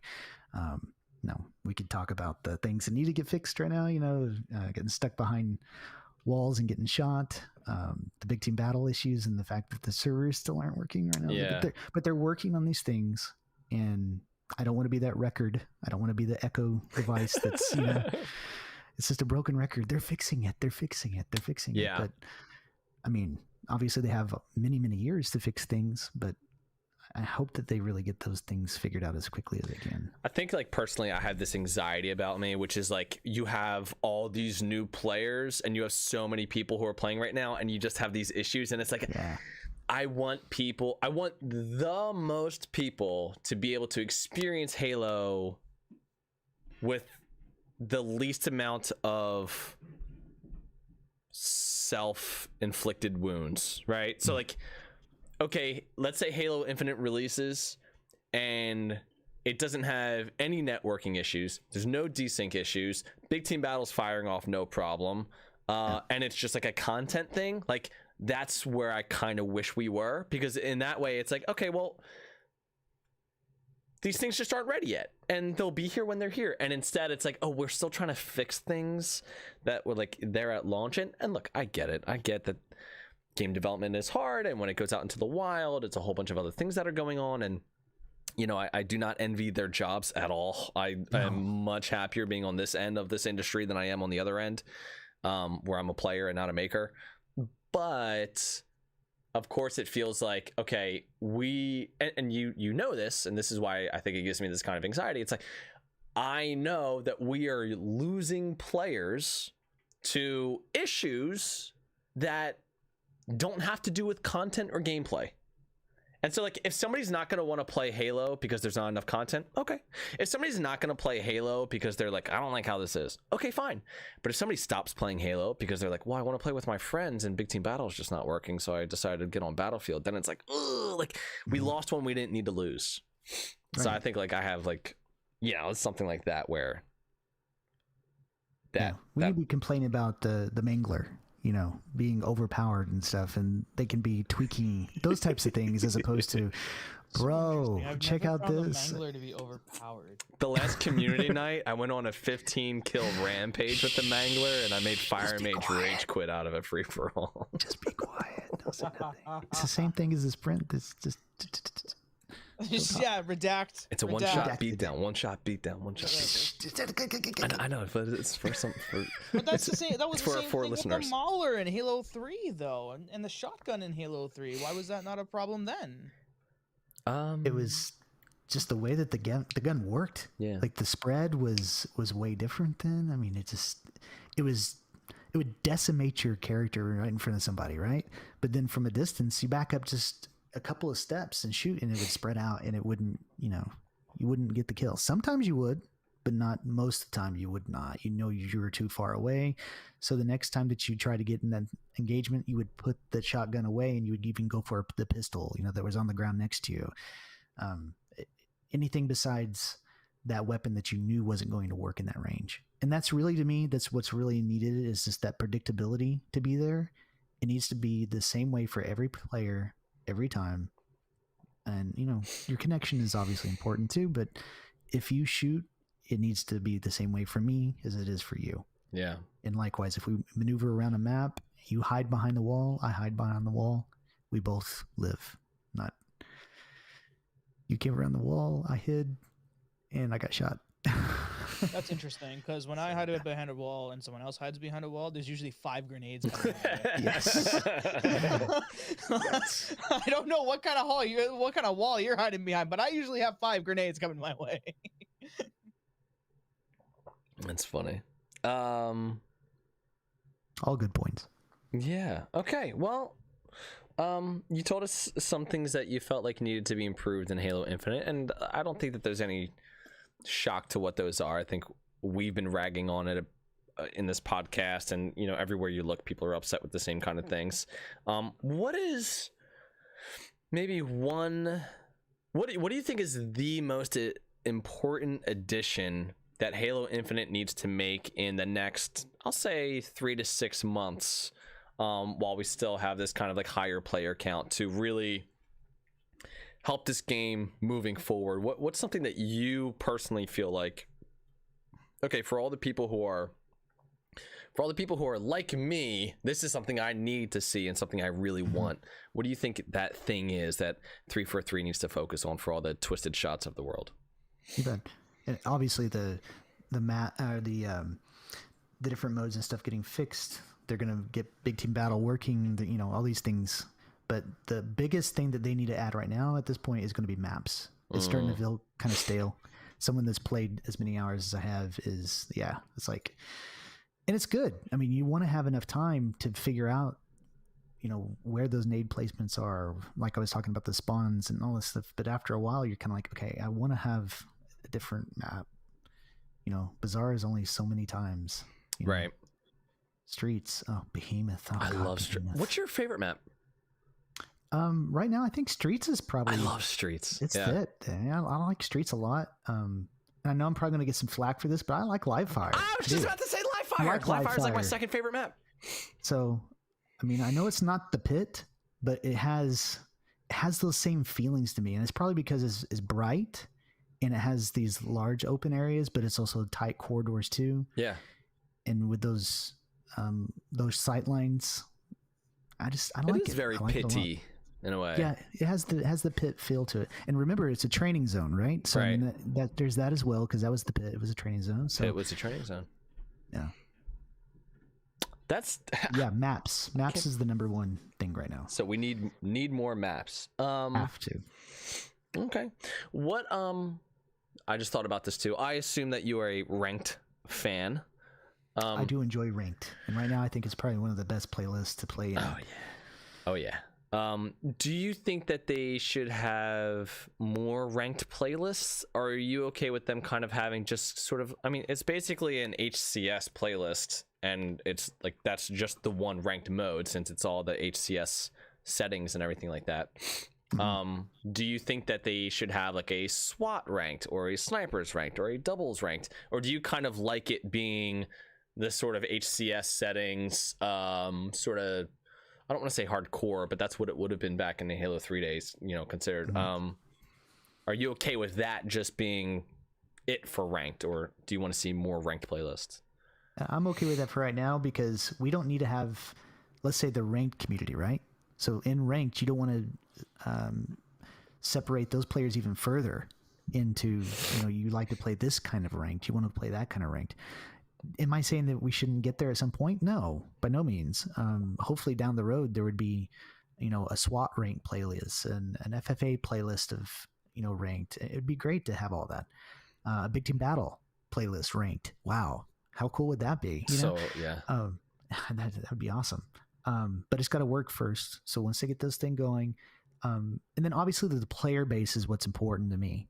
I don't want to be sitting around waiting a long time for a match. Yeah. I do want to play somebody at my skill level. It doesn't necessarily have to be exact. I think we're kind of to that point right now. They're really trying to get you into the closest match possible where everybody is equal. Yeah. And I would really prefer to not have that, to an extent.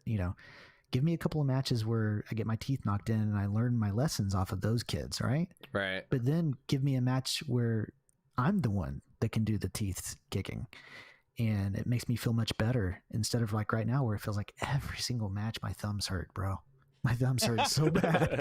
It's so sweaty every single time. So yeah, no, at the moment they don't need to start splitting up different ranks, different game types for the rank, but they can start putting things into the rotations. Like with this new attrition, I'm digging it. I dig it. Yeah. And I would love to see them sprinkle that in to where it's in there in the ranked mode. And until this whole community is just like, I really love attrition, they need to just kind of sprinkle it in lightly right now in ranked. But I would not be mad to see that come up instead of playing Slayer. I have to play a ranked attrition match. Oh my God. I'll be okay with that. Now that we don't have flag on Behemoth, I'm great. Right. So they talked about that today. They finally got it out of the playlist. They're going to figure out what's going on with the spawns. But I'm just glad to get that out of there because it was just, it's brutal. But yeah. That wasn't in HCS, right? Behemoth, they haven't played that in HCS, have they? In the rank? I don't think so. Like in the tournaments, the LAN tournaments and stuff like that. Oh, as far as no, I haven't seen them doing it on HCS. No. Yeah, I was surprised that it was even in ranked if it wasn't in the HCS because I thought they were going off of that. So I was surprised. It's not an HCS playlist. It's just ranked. It's just Halo Infinite ranked. Right. It's just HCS settings, I guess. Right. Yeah, they're trying to use those settings as close as they can, but they're definitely not doing the map rotation or anything like that. Yeah, it's not the exact same. It's interesting. Yeah, and I'd like to see them swing back to that for what it's worth. I'd like to see them represent that side of the community. If I'm somebody that's watching HCS matches, those are the things I want to play. Yeah, those games. Totally agree with that. Without being custom. How many? I'm just curious. How many hours a day / a week are you playing? And selfishly, I want to know because it sounds like you have kids.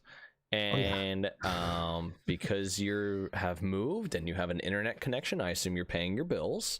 Yes, sir. And so I'm curious how many hours you're playing video games because I feel like I need to maybe present like a PowerPoint slideshow with some stats of some other gamers who I know and how much they're playing in order to up my totals. So I'm kind of interested how often you're playing and feel free not to get lowball me here.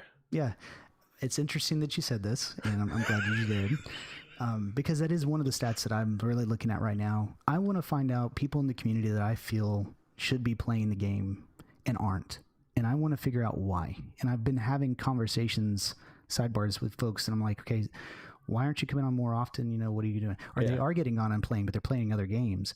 And more times than not, it's because they don't feel rewarded inside the game right now. And if by some chance, by some chance 343 is listening to this podcast, it'd be great. But that was probably the biggest thing I got rolling right now from everybody that isn't continually playing it day in, day out. It's because once they jump on, they can get the stuff done that they need for the day. They get their individual daily achievements, whatever, done. They look at the shop and they're done.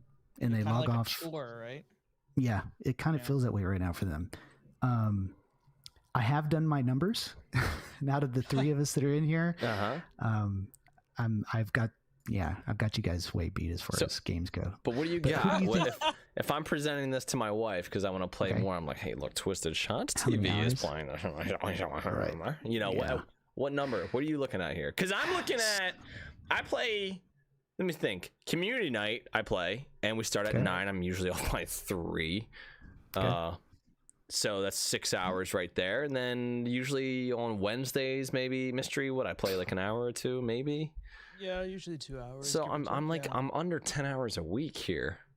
Right. Where are you at? I'm looking at your matches. I don't want you to feel like I'm coming down on you by any means. Now, hold on. I do want to say something, though. There's no judgment here. There's no judgment. Before you talk about my matches, me playing downstairs in my setup is much different than me playing upstairs in my living room, and I tried playing in my living room yesterday. So if you're looking at my free-for-all games, they're absolutely terrible. I don't want you to judge me off of those free-for-all games. I'm not worried about I literally uninstalled Halo Infinite from my Xbox upstairs because I'm like, I just can't play on this console. It's an Xbox One S, so the frame rate is low. Sure. The graphics are low, and I'm like, stop, dude, stop. Okay, it's enough.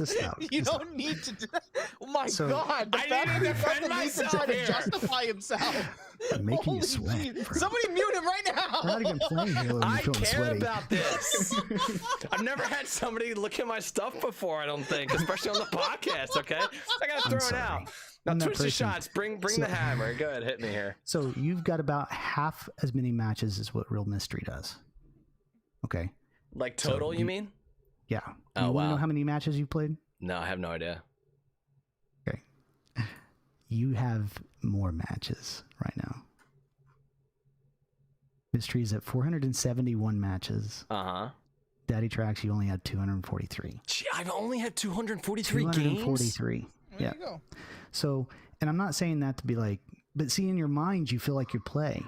Because like what you said, you're a working father, you have all these other things. I mean, look at this time that we're spending right now, that we're casting, we're doing something, we're enjoying this time together. You know? Yeah.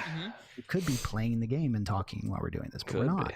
We're focused on what we're doing and looking at stats importantly. But I don't know. I would want to ask you, just like I've asked these other people in the community. And I'm asking you like off the hook here, you know, if you don't want to talk about it now, I'll show you don't have to, but I'm just like, what would make you look at that and say, well, the reason why I haven't really played as many matches as some of you guys is because I just don't enjoy it as much? Or is it because the content isn't there like that? Or you just don't have enough time as a dad? I mean, what's the reasoning for you? I'm doing the host thing. Mystery, how do I do this? You didn't know. Mystery, how do I've been a podcast host, so Mystery, how do I do this without digging myself super deep here in the hole? How do I word this? I need your help here, Mystery. You need help. So you're asking me to take the shovel now. I'm asking you how I don't dig myself such a giant hole right here. In order for you to not to dig a hole, you need the shovel taken out of your hands. Okay. I'm gonna take the shovel out of your hands. Take the shovel out of my hands. And so the shovel is out of your hands. Yeah. Trax has been a very busy boy. There you go. There you go. That's fair. He's been a very busy boy. Lots of time has been spent cleaning the kitchen.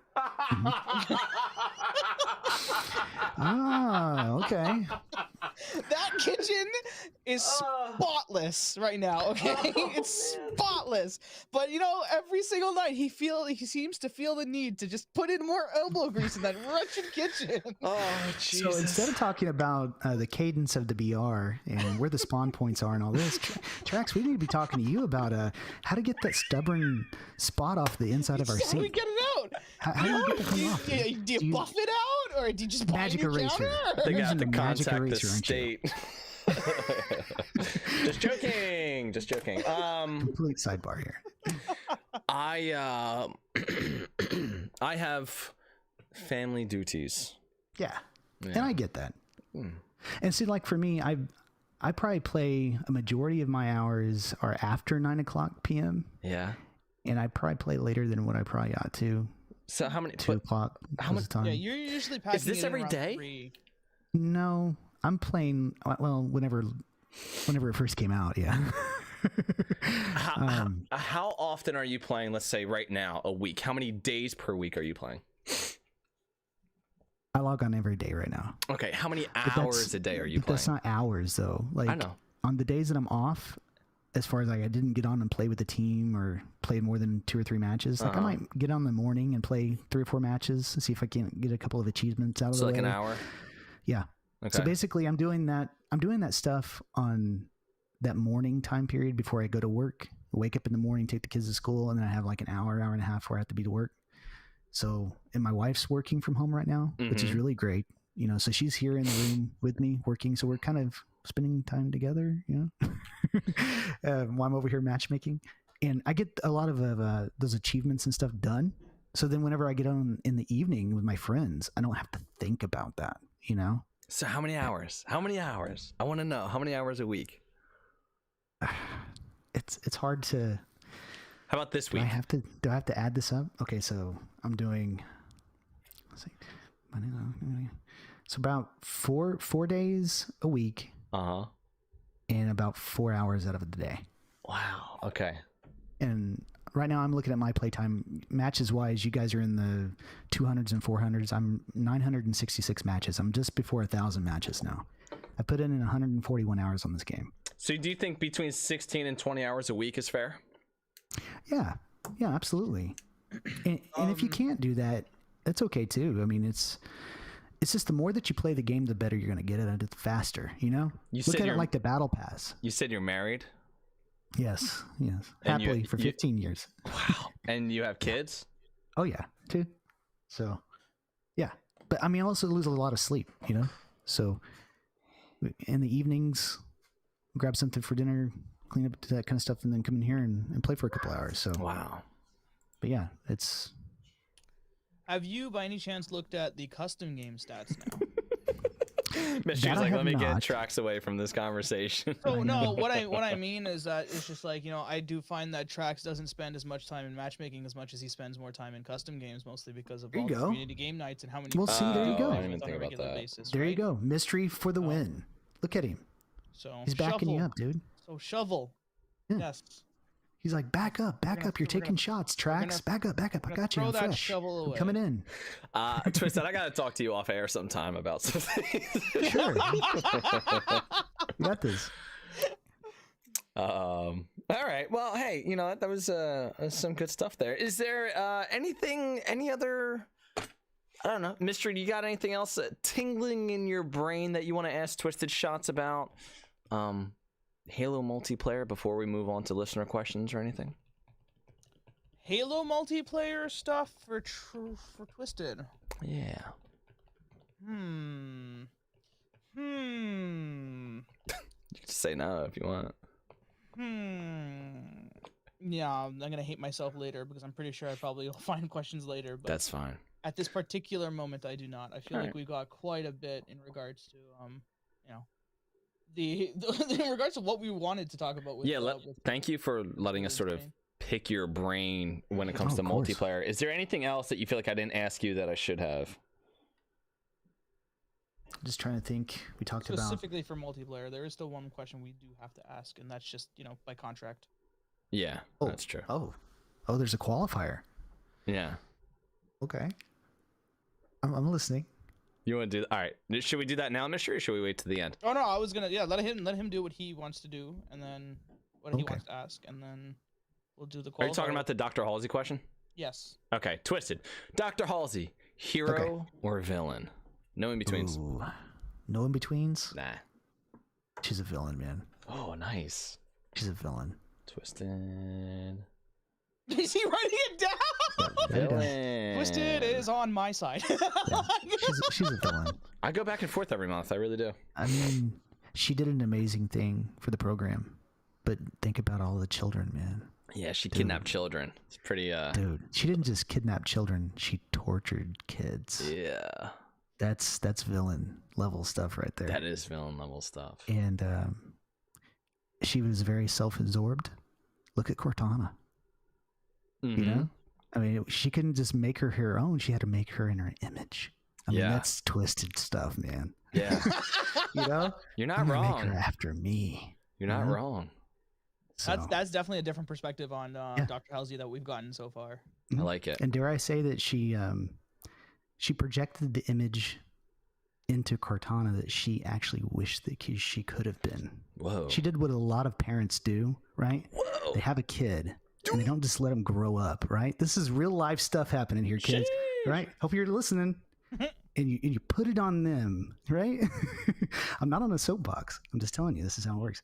You put it on them to make up for all the places in life that you came up short. God damn. And I think that Halsey did that in this game. She made Cortana. She made her sexy, right? She's sexy. She is sexy. Yeah, Halsey wasn't sexy. She's not sexy. Even younger, she wasn't sexy. Maybe. Ever, I don't know. So I'm just telling you, she was nerdy. She was brainy, which is great. You can be sexy and brainy too. That's great. But I'm just telling you, you can just tell she just wasn't that person. It's a good point because the AI makes their own image for how they want to be, and this is a clone of Dr. Halsey's brain as an AI. So interesting. I didn't think about that. Just saying. That's the second time ever we've had that on the podcast. Halsey so wants remember, thick thighs. that's the reason why we got the Cortana that we have now, which I'm not happy about how it's turned out, but it's the facts. She was going to be a villain from the beginning because Halsey was a villain to begin with. Whoa! Whoa! Boom.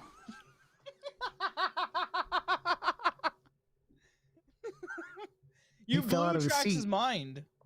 He fell out of his seat. He fell out of his seat. Dude, that was amazing. Yeah. Wow. Seat, dude. I was not expecting. That was like you knew Cortana was going to be a villain from the beginning because Dr. Halsey has always been a villain. What a quote, dude. Bam. That's amazing. That's amazing. Wow. Oh, I'm so glad we asked that. All right. Great question. Let's get into some listener questions here, Mystery. Listener question. That's the greatest answer I've ever gotten to that question. Right? Oh, thanks. That's absolutely insane. From the heart. Whoa. Okay, so the theme of the week for this week was therapists, therapy, and group therapy. I want to make it clear. I don't pick these, okay? This comes from our community. So if you're ever like, how did you get a theme for therapy? Right. I'm gonna be honest with you, I don't even know how that happened. So ever since Kylie has kind of like taken over, like, you know, picking out the questions and such, I've completely kind of just, you know, for the most part, just stopped looking. Yes, these themes come from the heart of our Discord channel, which, by the way, if you're not in our Discord channel, you should jump into. It is active, it is crazy, it is fun, and we have a really good time. So definitely hop into the Discord. You can find a link for the Discord in the live chat right now, and then also you will find a link for the Discord in our show notes or in the episode details. We'll soon have an easier way to get into the Discord, but for right now, you just have to copy and paste the crazy link, and then you will get into the Discord. You jump in, you say hi, we say welcome, and then you get to jump in whenever you want and see all the craziness. Right, exactly. So, theme of the week, therapy. Okay. Yeah, therapist, therapy, and group therapy. So, interestingly enough, I have not read any of these questions. I'm going with whatever Kylie kind of sent me. I'm trusting her, and so this is gonna be interesting, I hope. By the way, the questions do not have to be about therapy, but it's kind of like a theme, just in case you want to ask something but you don't know what to ask. Here's a little template for you. Yeah, exactly. All right, first question comes from Paige, or Igayup. Igayup. Backwards. Trax, Mystery, as my new therapists, what life advice do you think I need to hear? Nice. Mystery, what do you got? Just straight off the bat? Off the bat. Straight off the bat. Yeah. The life advice is geez, I don't have anything straight off the bat. I got something off the bat. You do? Yeah. All right, can you give me like another couple more seconds? Yeah. No more soda. Good. No more soda. You can have stop drinking. You can shove spoonfuls of refined sugar into your mouth all you want. No more soda. Cut out the soda. Cut out the soda. Cut out the soda. What the soda though? Cut out the soda. Get rid of it. The soda though. Shoot all the bottles. Just for you guys? Yeah. Do I get the chime Oh, in? you definitely do. Yeah. Twisted, what do you got? Life advice. Oh, did Mystery have his still? No. He's like, do I get to answer? Do I get to answer? Oh, Mystery, you gonna go? No, Twisted, go ahead. I don't want to be rude. Well, I didn't want to take it, you know, in case. I always hate that when someone takes it and you're like, oh, that was my answer. She might not drink now soda. that I might have to come with a new answer. No matter what you say now, Shit. that's going to be the exact response I'm going to Oh, of course, naturally. I'm kidding. Go ahead. Say what you're going to say. I showed my hand. Let's see. Life lesson right now. And without getting too deep, Do it. stop caring about what other people think about you. Stop caring. Shit, man, that was You actually pretty close to what I You was should gonna only say. think about and care about those people that are important to you in your life. You want to make good of them, but everybody else, no.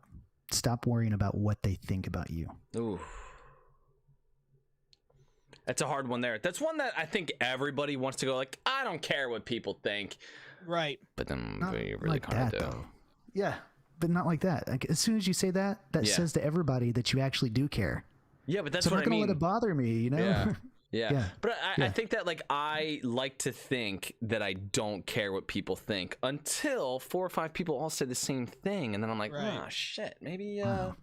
maybe there is something here, and maybe there is, but I shouldn't care about it. Yeah. I should pay attention to what they're saying because maybe they're right, but I shouldn't care. 100%. Yeah. Right. Surround yourself with other people that have differing opinions than yours, Yeah. but whenever they look at you and they break you down or whatever, Yeah. just take that as a grain of salt because they don't know you, Right. I like And that. the people that know me, those are the ones that I care about what they would say, you know? Right. And I try to think about things. Should I say this? Would I do this? Would I go there? Well, I wouldn't want them to think other way about me, you know? Damn. But as far as making a post or something, do your thing. Do your If thing. people like you, then they'll follow you, man. If I they like don't, it. then click off, you know? You're good. I'm gonna actually take back my soda thing because apparently Paige doesn't drink soda at all, and I'm just gonna say, embrace the random opportunities that come up in life. All right, how about that? How's that? It's deep. You like it? I Good. like that. All right. Yeah. Mystery, what do you got? Initially, what I had was something similar to that of Twisted, and that was something along the lines of like you are like everyone's the hero of their own story. But the other thing that I thought of, and this is something just personal that I kind of learned in the past, like in I guess 2021, and I mentioned this on the podcast before, is just communicate. Learn to communicate. You know, if you have a problem, communicate with the person, and at that point it's kind of just, you know, in their hands to communicate back, or like it's kind of just off your shoulders and all that stuff, It's good. right? So like communication is just really key with you know, friendships, relationships, or just things in general. Just learn how to communicate properly, and obviously with that, listen, right? It's one Yes. thing for you to communicate and tell you Yes. your side, and then so on and so forth. But the other thing is you have to listen to the response as well, Mhm. right? Otherwise, you guys are just going to be shouting at each other for no freaking reason. It's the drive-through, right? I Yeah. mean, we've all gone through the drive-through. And what happens whenever you have that? Oh, that's my dog scratching at the door. Come in here, baby. What happens whenever you go to the drive-through, and they can't just simply listen to your order? They just need to listen, and then whenever you listen, then you just repeat it back to me correctly. I want to hear you say everything I just said because that shows that you actually listened. Right. Right. Yeah. I like Exactly. it. Probably going to make it correct. Probably not. It's still the person down at the line is putting the stuff in the sack, dude. Damn. But yeah, dropping bombs. They All right, said. Mystery, what's the next question here? Let's see if All we got right. any more bombs. We have 2 questions from Silly Goose Nessa. All right, Silly one of Goose, what you them, got? The first out of the 2 is, who is the nominee winner from the community that is in charge of hosting Therapy Thursday? Or should the mentally unstable just go to Freak Out Friday? What? Hold on. Therapy Thursday and Freak Out Friday? Well, what do you think there, Mystery?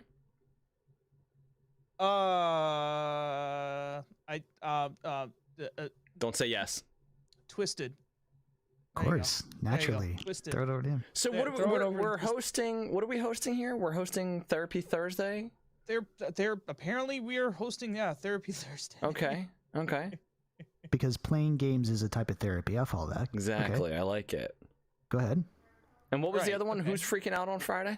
Or should they just should just the mentally unstable go to just freak out on Friday? I like the idea of freak out mentally freaking out on Friday. Is kind of what I'm thinking.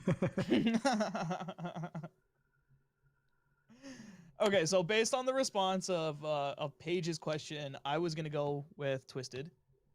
for just the charging. I think that's good. I think Therapy Thursday. Yeah, I think you know what, Twisted. It's so funny in the Discord this week. I was asking who we think is the like most mentally healthy in our community, because I think, well, I can't get into too. Not that I can't get into too much. I think that I have found a lot of people who are similar to me. So I think we're all a little bit like crazy in this community. And I think like when there's somebody who seems like kind of like with it, it's like, oh wow, like this person's kind of with it. Mystery is one of these like very with it people, right? And then we had like one other person who I could think of. With it because of Twisted, okay? But I don't find it surprising that people want Twisted, because he does seem married for 15 years. He's doing what he enjoys and what he likes. He's working. He has kids. I feel like, you know what? I really feel like he's a legit, not that he would want to do this, but contender for somebody who would host our Therapy Thursdays. That's nice, man. I mean, I'm not gonna say no, but just, you can say no. I don't know if you would want to put yourself in that situation. Well, I mean, the situation is going to be something that's there all the time, and without knowing the platform here very well, I'm a religious person, so that heart in me goes out to every single person. And I mean, I've been there before. I don't want to go too deep in this, but I'm just saying, like, I've been there where there was people that I saw on a fairly regular daily basis at my place of business that aren't there anymore. Yeah. And I like to feel that every single day I had that opportunity, whether I took it or not, it was still there for me to reach out to them with just something simple like a smile or how are you doing, you know? And it sounds so checking in. Yes, that's so important. Yeah. It sounds so blah, but if you actually look at somebody whenever you say, doing good, how's your day going? You could usually see it on their face, you know? And that's important. And I would say gaming's the exact same way too. It's usually like how I like to start my sessions is, what's up, man? How you been today? And I'm honestly asking. That's not just passing. Like, I didn't just tell my wife I love her on the phone. You know, she knows I love her, you know? So it's one of these things where you're like, okay, how's your day? And I like to hear somebody say, man, it was really good today. Really? What made it really good? Oh, dude, I got to have this kind of lunch, or I got to go to this place, or whatever. And then for those people that are like, it's all right, I had a good day. Are you trying to convince yourself? Because you didn't convince me, you know? Right, yeah. So, yeah, what's going on? Did you want to talk about anything? No, I'm good. I just want to play it out. So maybe there's people in the community that need to have that aspect of it too, you know? Yeah, maybe we should hire a lot of people as counselors, Mystery. What do you think? Just have this group of counselors. Like for every two people, we'll bring in a counselor. Need a group of counselors? Yeah. Yeah. I mean, a lot of it's just joking around, but you know, I don't know, right, yeah. But I mean, on a much more, I guess on a much more serious note, I suppose that like it's good to have people that you can rely on to talk to if you do have problems, right? Yes, I have the people that I know. Okay, I know I can go to Trax about this. I know I can go to Twisted about this. I know I can go to XYZ person about this, right? Mm-hmm. And actually utilizing that is actually going to be huge to helping you, in general. Yeah. You know, get through things. It's good. All right. Next question here. Next question from Silly Goose Nessa. If you had to pick someone from the Halo universe to be your therapist, who would it be? Oh, probably the Arbiter. The Arbiter? I just want to hear his voice tell me what I should be doing in life. You know? That would be good. Who's the voice actor? Keith David, right? Keith David, yeah. Yeah. If he was like, I can't do an impression, but if he was, you know, in his voice, he's like, well, Jonathan, you know, you should, you know, maybe reach out to somebody, and well, you're reaching out to me. So I guess this is a weird thing for me to say as your therapist. Sorry, I got lost in my own little fantasy there. That didn't really work out right. But I would love to listen to him tell me to do stuff. Or, you know, I would love to listen to him help me discover things on my own, is really what I should say. I will continue my campaign against the humans. Yeah, exactly. I want to hear that, you know. I'll continue my campaign to help you. I wish I could change my, I use Alexa, you know, my Amazon little voice assistant. And I wish I could change that to the Orbiter. That'd be oh my God, that'd be amazing. Arbiter. Yeah. That'd be really cool. I'd like to hear him say that. He played he was in Community, this NBC show that I absolutely fell in love with. He's in the 6th season, and I didn't realize that's who Keith David was, and then I found it out, and I was like, oh my god, I can't believe that's him. Yeah, he plays a very underrated character in the show, because the 6th season was kind of when the show was sort of like falling apart, and clearly like it was going to be the last season. Of course, yeah, that's when you send Keith David in, of course. Yeah, but he was he was a fun character, and so I feel a little bit more connected to him. All right, Who would yours be? what you got, Mystery? I was actually this is gonna be a really weird choice, but I was thinking the Gravemind. I know, weird, right? I was thinking the Gravemind because, for the most part, what does he do? He does a lot of listening, right? He does listen. He does have. He is a collective set of minds put together, right? Sorry. Oh, I am a monument to all your sins. They would be very long therapy sessions, but how do you feel about that? Yes. there you go. Yeah, but no, he's got the collective minds of everybody that he's infected, of course. And I'm sure there's got to be some good stuff in there in regards to like giving advice or like trying to deal with whatever it is that you'd have to deal with at the time. So maybe I would consider the Gravemind. I like it. The other person I would probably consider that's maybe humanoid would probably be Sergeant Forge, believe it or not. Okay. From Halo Wars. All right. Give us a short little reason why, because some people are going, who's Sergeant Forge? That's a good point. I don't know. It just there's a particular personality of Sergeant Forge that I enjoy, and I feel like he'd be kind of easy to talk to, but he'd also give you like the no shit answer. And like, this is what you should do, and stop being like. Stop beating around the bush. Don't be a little bitch, Mystery, like that. Exactly. Yeah. Get good, Sponge. Get good. All right, Twisted, who you got? Who do you want to? Oh, who from the exactly where he's going there, it would be my guy, Sergeant Johnson. Wow. Without a doubt. I figured somebody was going to pick Johnson, so it was that. No. Johnson's got all Give me them Johnson. monologues. Oh, I know what the lady's like. Yeah, absolutely. Oh, I know what you should do for your life. It's like, tell me, Sergeant Johnson. Thank you. Hit it, Marines! Go, go, go! That's what he should say right there. You gotta call your sister. Go, go, go! It's like, okay, fine, I'll call her. That's it, baby. Hold me. All right, what's the next question? So a couple from the community. Smell is good says a grunt would be their therapist. A grunt, not one in particular, just a grunt. All right, that's a good idea. Shadow says his would be Buck. Shadow 6400. I would definitely talk to Nathan Fillion for sure. No, Buck. I know, but I'm saying Nathan Fillion. Because Buck basically is Nathan Fillion. Really? Expand on that for us, Trax. Have you ever seen Nathan Fillion in any other show? He's just the same character in every single show. Because I think that's how his personality is. If you ever hear him in interviews, Buck is literally Nathan Fillion. It's just Nathan Fillion as a Spartan. Or an ODST, depending on what game you're playing. Got it. Interesting.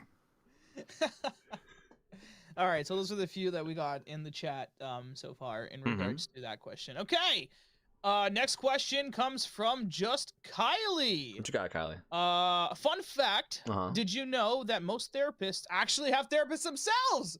I did, and you know how I know that? How's that? Sopranos. Oh, there it is. Yeah, therapists are also the number therapist needed a therapist.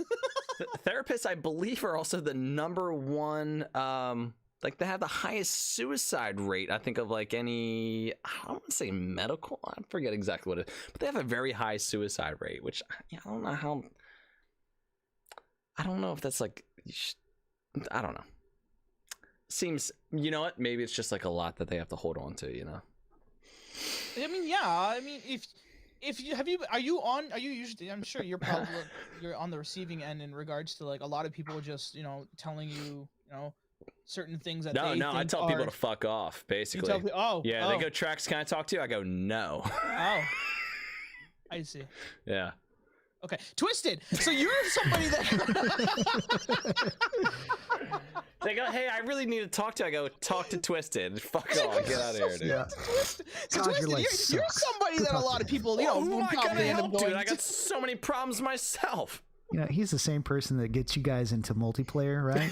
And he just wants to dominate on you in custom games, and then he teabags you. And he's like, "Doesn't here it we feel go. better? This is therapy Thursday, motherfucker." This is my therapy. Oh man. It's all right. We love you. He's wiping the tears away. He's like, "God bless their Gobi." Thanks, guys. I love you too. Yeah, we love you. It's awesome.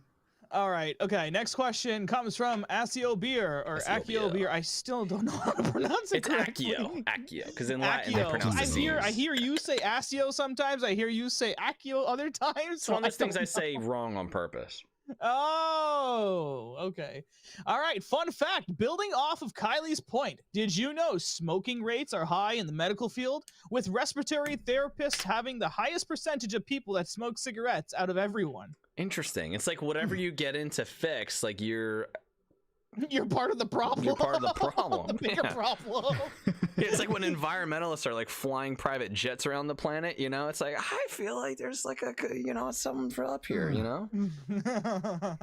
Right. Good. Or they're driving Hummers. I don't know. To answer Beer's question, no, I did not know that. Twisted, do you have anything to add? Oh, I really sorry. don't. No, you don't. All No, right. I don't know what to say in this segment. That's all right. All right. Next question. All right, next question comes from this. Oh my god. Twisted's like, how many Next questions question are there? comes from Orange Crawdad 82, and What's up, I Orange? see fun fact building off, and I know this is gonna be like okay. Fun fact building off of Asio's point, who built Oh, off boy. of Kylie's point. Did you know that smoking some of that boof with the homies is cheaper than getting a therapist? Did I say that right? Yeah. Yes, boof. That booth. You know what? Sometimes there is people will resort to self medication, you know, and we'll find things within reach Like soda. and boof. Like soda. No, Definitely soda. no, nobody's coping with soda. Junk food. Okay, fair, Ice cream.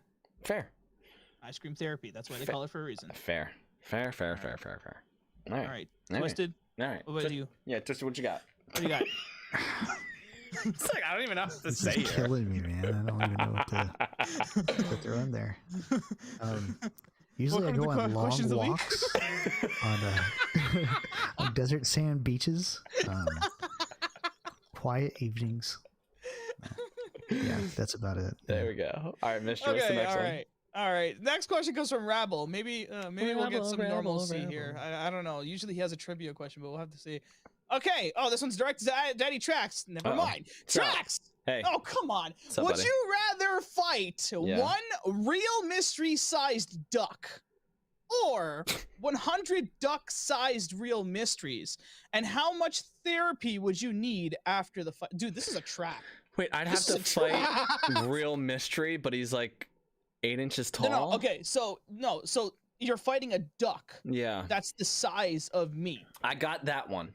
Right, okay. The other ones, A bunch of Would little be- U's. yeah, a bunch of little me's. Dude, I'm 100 little taking. me's. Yeah, I'm taking on the 100 little mysteries because look, ducks have beaks. All right, so when you get a giant beak, I'm basically fighting maybe a slightly mellowed out pterodactyl. I'm not doing that. I'm not doing it. So I'd rather fight the 100 8-inch mysteries. I think I could kick and sprint, you know? That'd probably be my strategy. Kick, run away, kick a little bit more, run away, maybe roll around, you know, try and take out a couple of them. I'd basically be a Titan, so I'll do that. Okay. Twisted? Did you hear it? Twisted? Yeah. Would you rather fight one real mystery-sized duck or 100 duck-sized real mysteries? And how much therapy would you need after the fight? I wouldn't need any therapy after the fight, by the way. I love that video. I love all those little rubber ducks. Here it is. Yeah, it would be the ducks.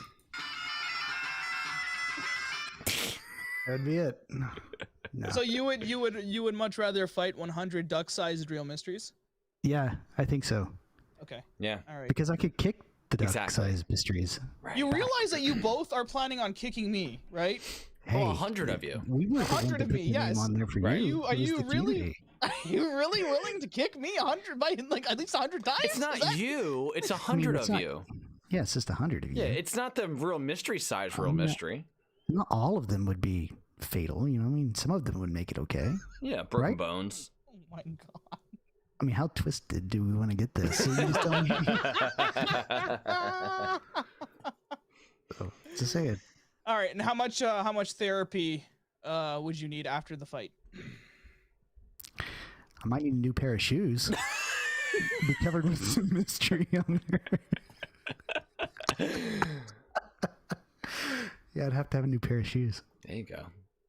Mystery, how about you? Do you if you're fighting yourself, are you fighting a giant? I'm gonna need therapy after this question. Well, you can reach out to Twisted after this if you want. Okay. So yeah. $100. So he put a note. Real mystery, same question, but you're still fighting real mysteries. So I don't even get the liberty of even having like a one DaddyTrax sized duck or 100 duck sized. Whoa, not me. You. I have to fight myself apparently. Yeah. I'm definitely gonna be picking the one real mystery sized duck. What? You're fighting a Duck. giant duck? I'm gonna fight the giant duck. Holy smokes. Yeah, I'm gonna take the giant duck on. What's your strategy? But that's not fair because he knows what his greatest weakness is. Yeah, Right? I would totally that fight means 100 one- little me's. But the thing is that because we're fearing the one big one, Yeah. but he knows the weakness of the one big one, right? So Oh, this is because like, he's Canadian? Also, Yeah. I Oh. don't know if you, I don't know if I can handle 100 me's. So I don't think I can handle 100 Just me's. grab the shovel that you're always digging a hole with. It's just gonna be a bunch of apologies and like, That's funny. hang on a second. Do they talk? Do these mini me's of you and the hundred but of them? do they are talk? duck-sized real mysteries, so they would have to be able to talk. Do they quack? Can I quack? Are we just using the duck as a size reference? Yes, think for so. the 100 ducks, we're using the ducks It's just as a a bunch of size. ducks with real reference. mystery That's why heads I'm on saying them. you guys are gonna be just kicking me the entire time. Yeah, my God. basically. But imagine how many of them would be talking like that. I don't Yeah. know. Screaming. Exactly. Cursing. 100 of me See? would just be super annoying to you guys. It would be really High hard because you'd pitched. have like Sounding like Morty, annoying as fuck. Pleading for their life. Yeah. Pleading at least for their 20 life. of them would be saying, "Why are you doing this? Why are Why you are you doing kicking this? us? Why are you Ah, doing it?" I have a Yeah, future. exactly. The Exactly. other Yeah. half. Tell us how you're going to do it. Tell us how you. Right. Exactly. I like it. Or just me checking in on you. Dude, are you okay? Trax, are you okay? Like 100, imagine that 100 times over with duck-sized versions of me. Yeah, I'd squish all of you. See, either me or you, dude. I didn't set up this fight. The universe did. Yeah, no, I'm definitely picking the one real mystery sized duck.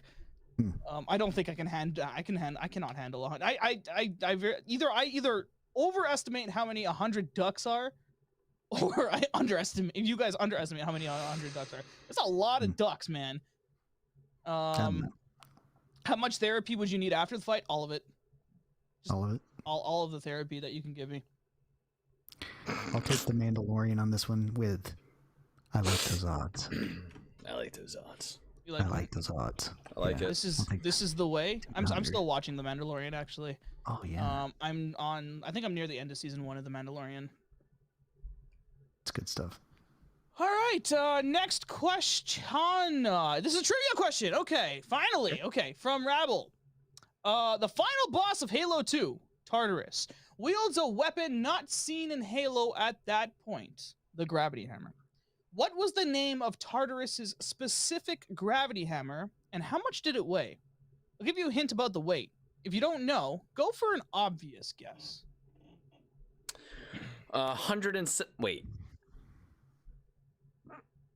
343 pounds. 343 pounds?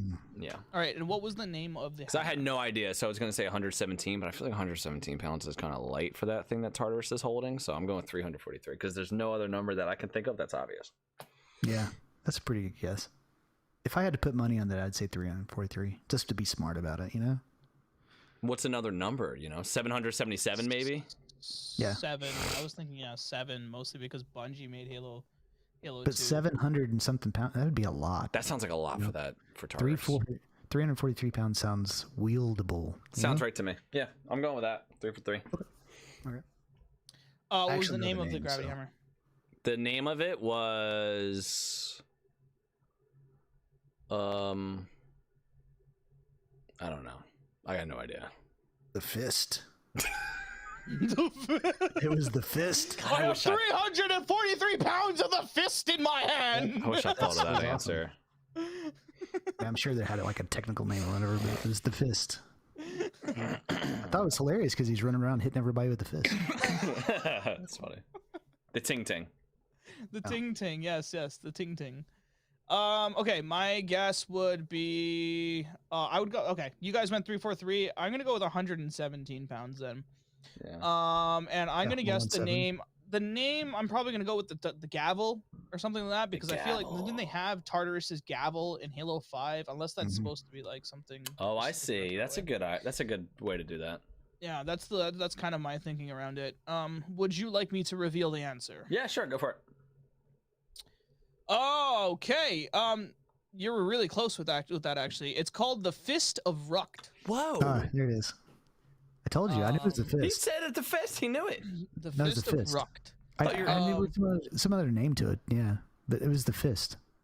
Wow. And then the hammer at the time of Halo 2 weighed in at 343 pounds. Hey, that's the first trivia question I ever got right, I think. That's awesome. No, you've gotten a couple. Oh, never mind. I got a couple right. A couple, right? Come on. Yeah. Give me more credit than that. Jeez. Yeah. Oh, yeah. Good job good job to Twisted for knowing that. That's amazing. That's amazing. That's way more impressive than 343. Katie did, and Chad says they're totally wrong. It's tartar sauce for sure. Yeah, It's a missed opportunity, man. It's a missed opportunity. Yeah. Damn it.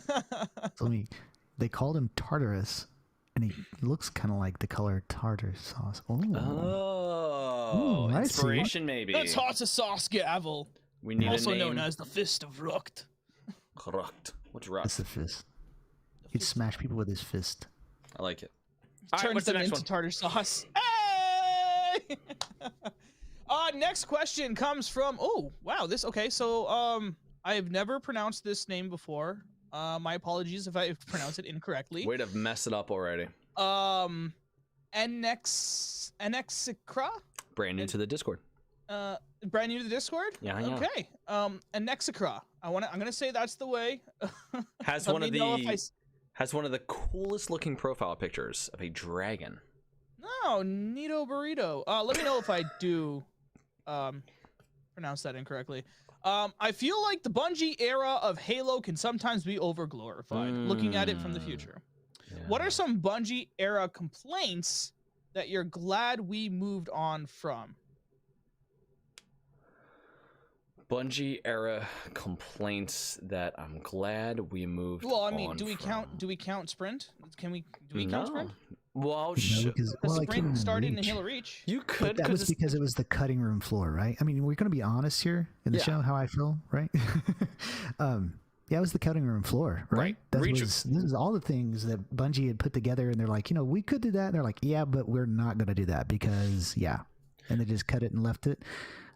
That was the culmination of all those things at the end of it, right? That's what Reach was. As a bartender, when you pour drinks, you pour it on top of this thing called a spill pad. And the spill pad, you put the glass on it, you pour the drinks. Oh, yeah, throughout the rubbery thing. Right. Throughout the night, you'll miss some things and some extra juice gets in there, some extra alcohol. So at the very end, you have this gross combination of a bunch of shit that doesn't belong together. They call it a New Jersey Turnpike. Or you could also call it Halo Reach. Oh, shit. That's how I feel about that game. You better armor lock if you like Halo Reach. That comment came in hot. I fucking hate that game so much. Wow.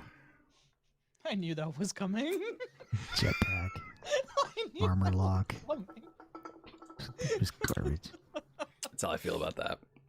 I didn't know if I should have just embellished or kind of just like really help lead you on with that one. I'm still spawning on sword base at the top of the lift in my mind. Trying to protect myself from incoming grenades by bubble shielding my way. Filling the sword as it comes through me in 3 different directions because the spawn points are so bad. You know, I feel like Bungie era complaints, it's tough because it's so hard to put myself back there and remember. I do remember issues, right? I mean, I remember... Oh, I got one. Meleeing in Halo 2 was I mean, it's like meleeing in Halo Infinite. It's like sometimes people are lunging so far and sometimes like they're not lunging far enough. And this is before Halo 3 solved it. It's like with Halo 3, they basically decided, okay, if both people hit melee within a certain time frame, it's just a trade. Halo 2, you didn't have that. So it's like whatever system they had going, it was so bizarre, and sometimes people would win out with melees when you feel like they shouldn't. But like, that's not just a Bungie era complaint.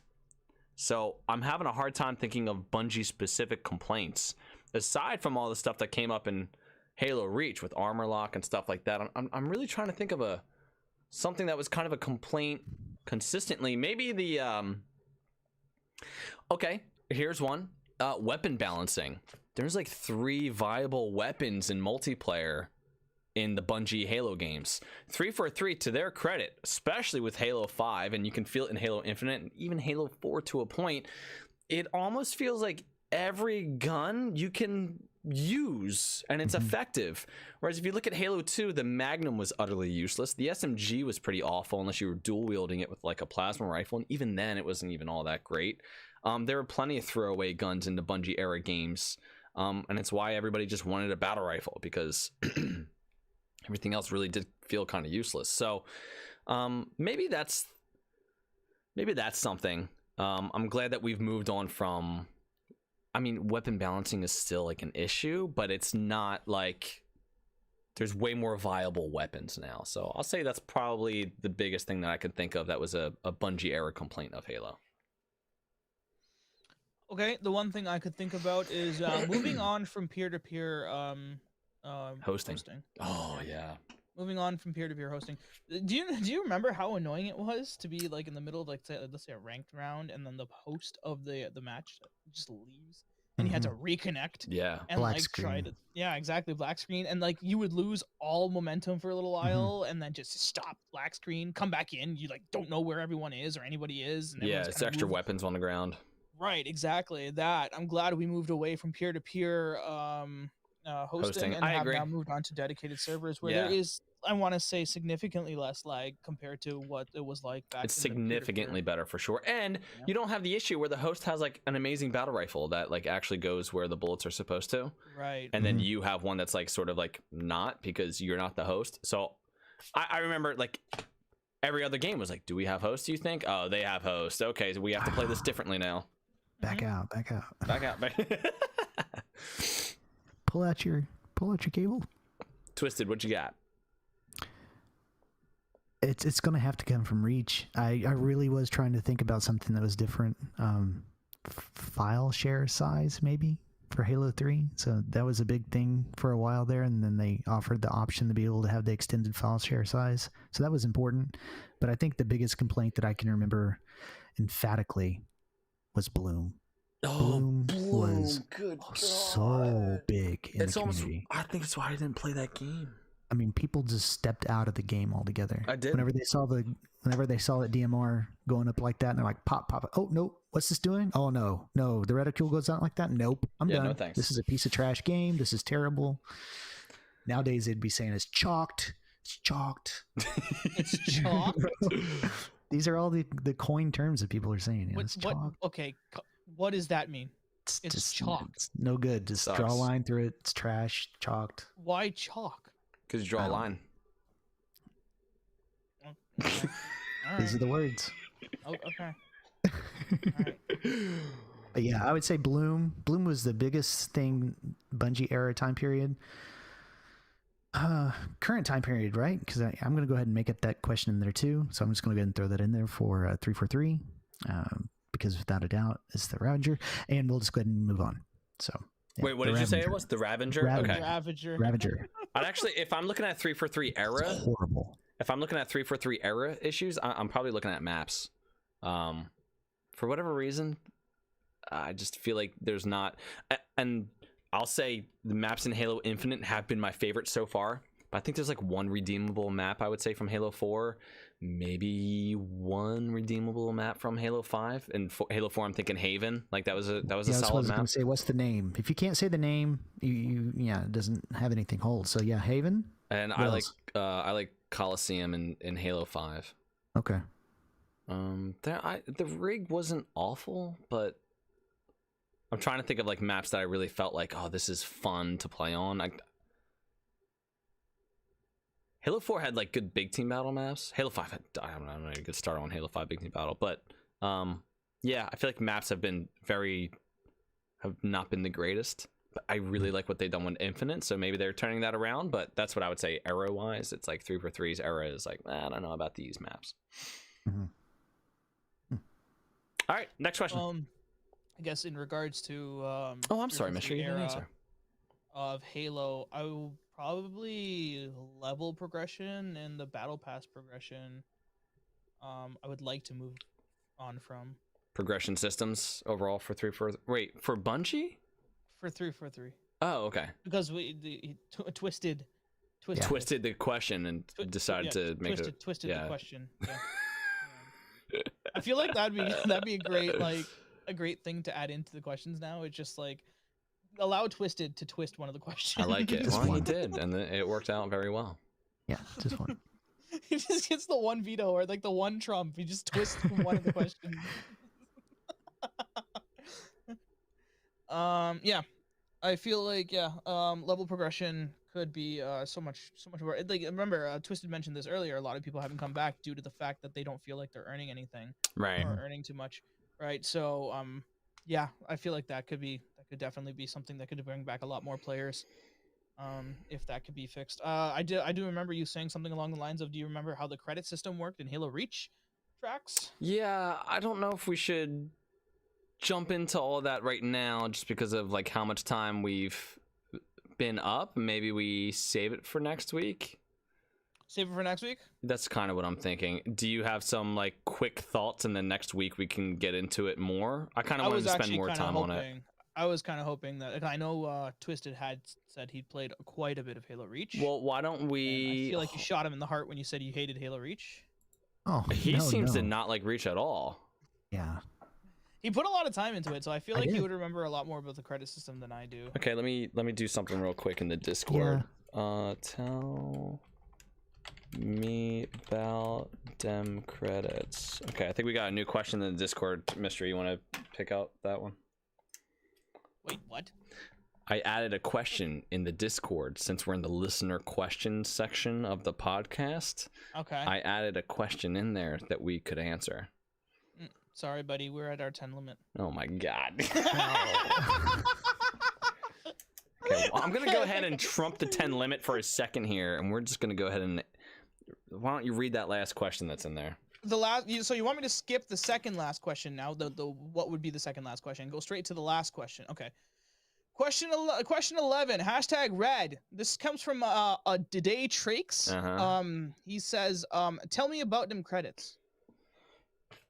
Tell me about them credits. So I don't know much about credits because I didn't really play a whole lot of Halo Reach, and I don't know how it's going to be implemented into Halo Infinite.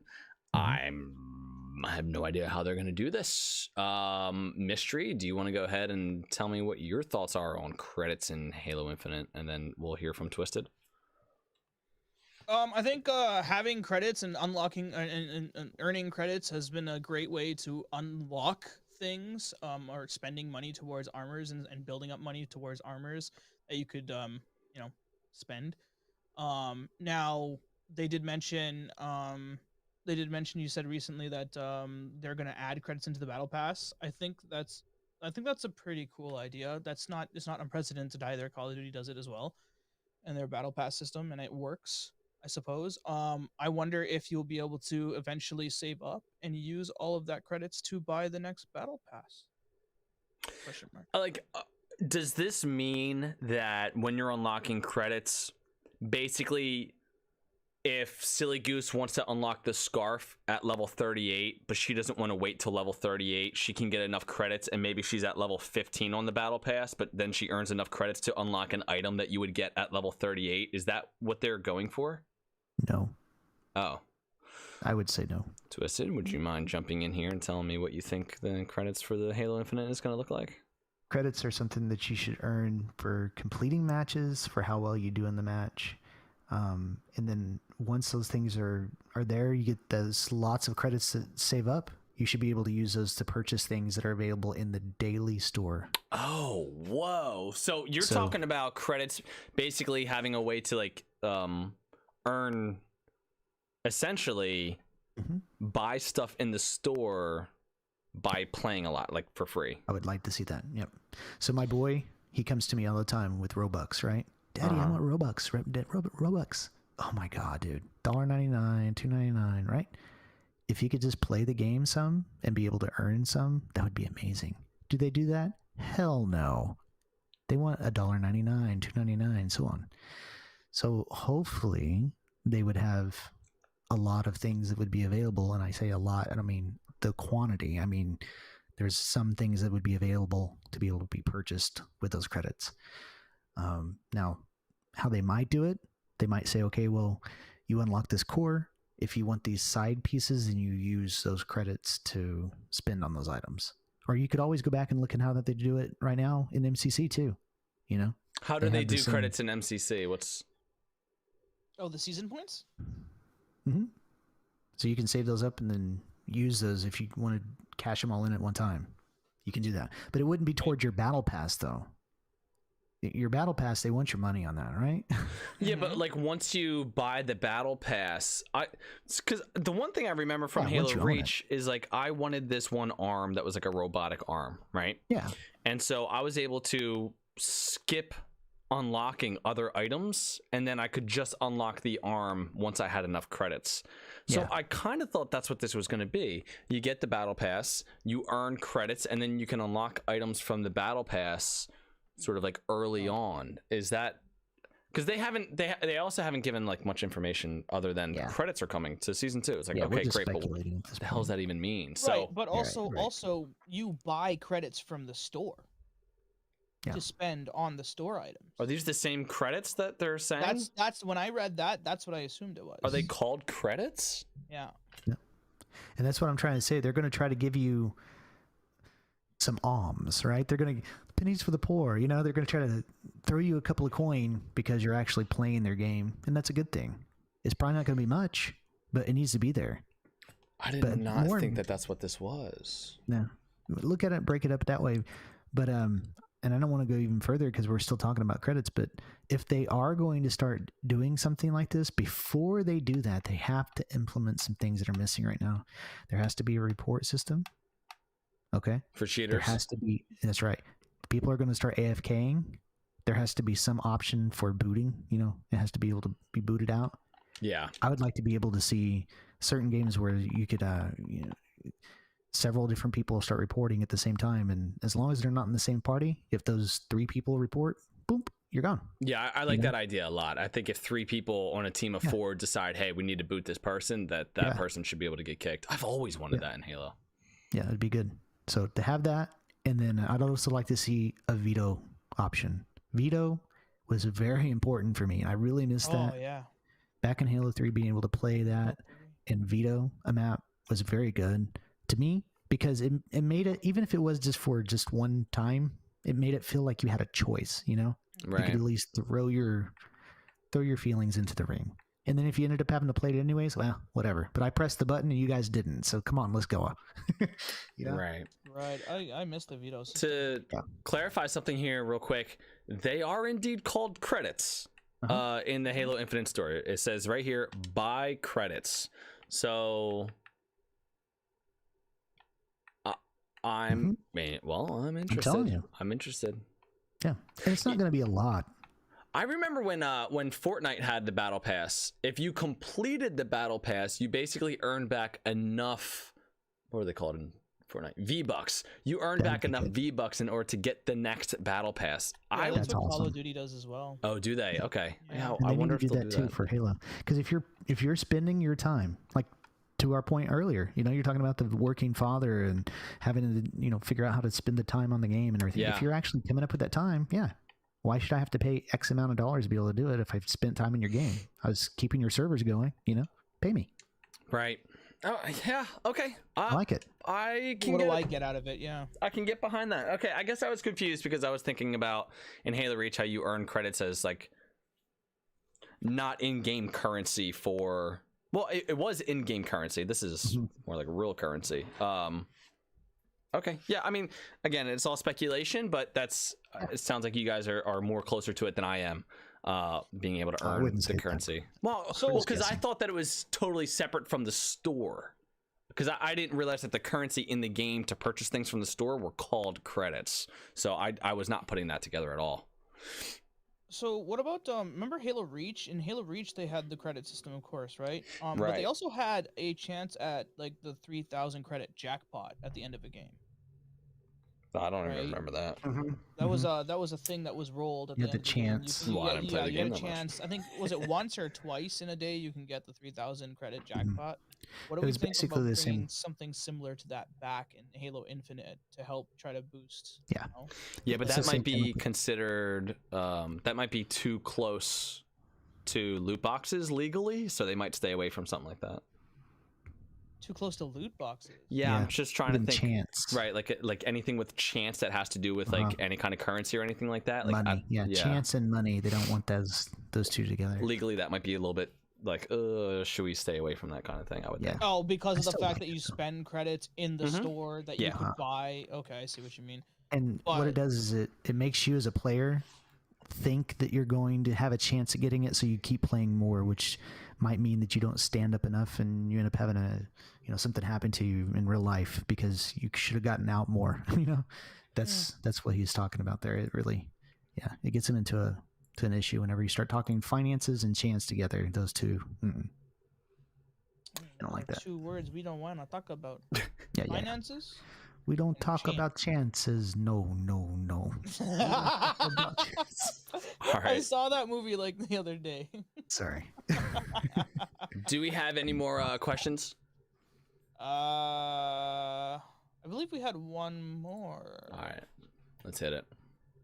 Last question comes from Yanutzi. What's up, you nutsy? And he says, I feel like most of you need a therapist, and your therapists would need their own therapist just because of you. Sounds like Mystery said something like that. I mean, have you read anything that has ever been said in any of these discords? Here's what I'll say to that.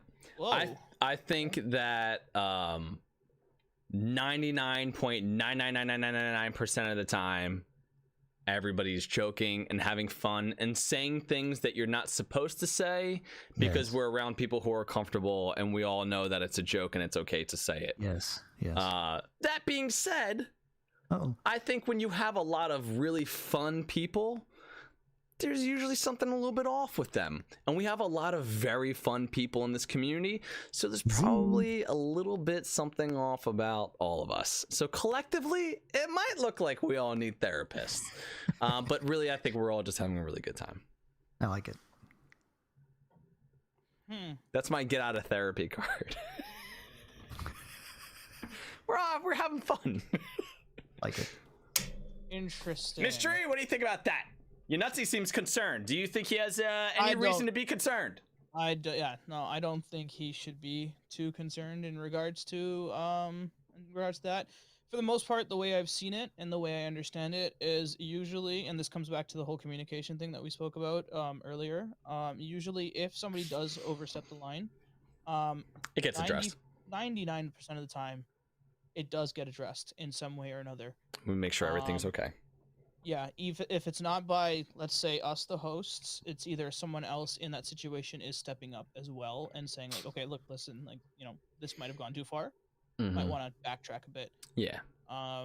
So yeah, I'd like to say that, yeah, we do. There's a lot more clearer minds out there as well.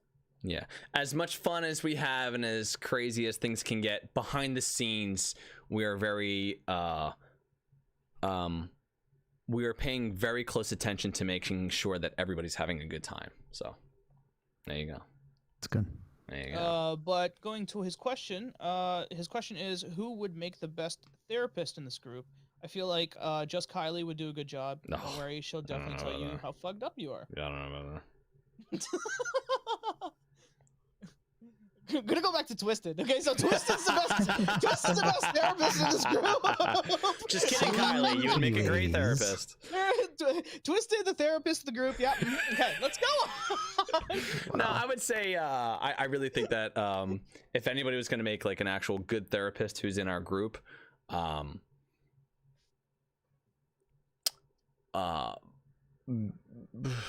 don't know. I don't know anybody who's everybody and nobody, like, I don't know.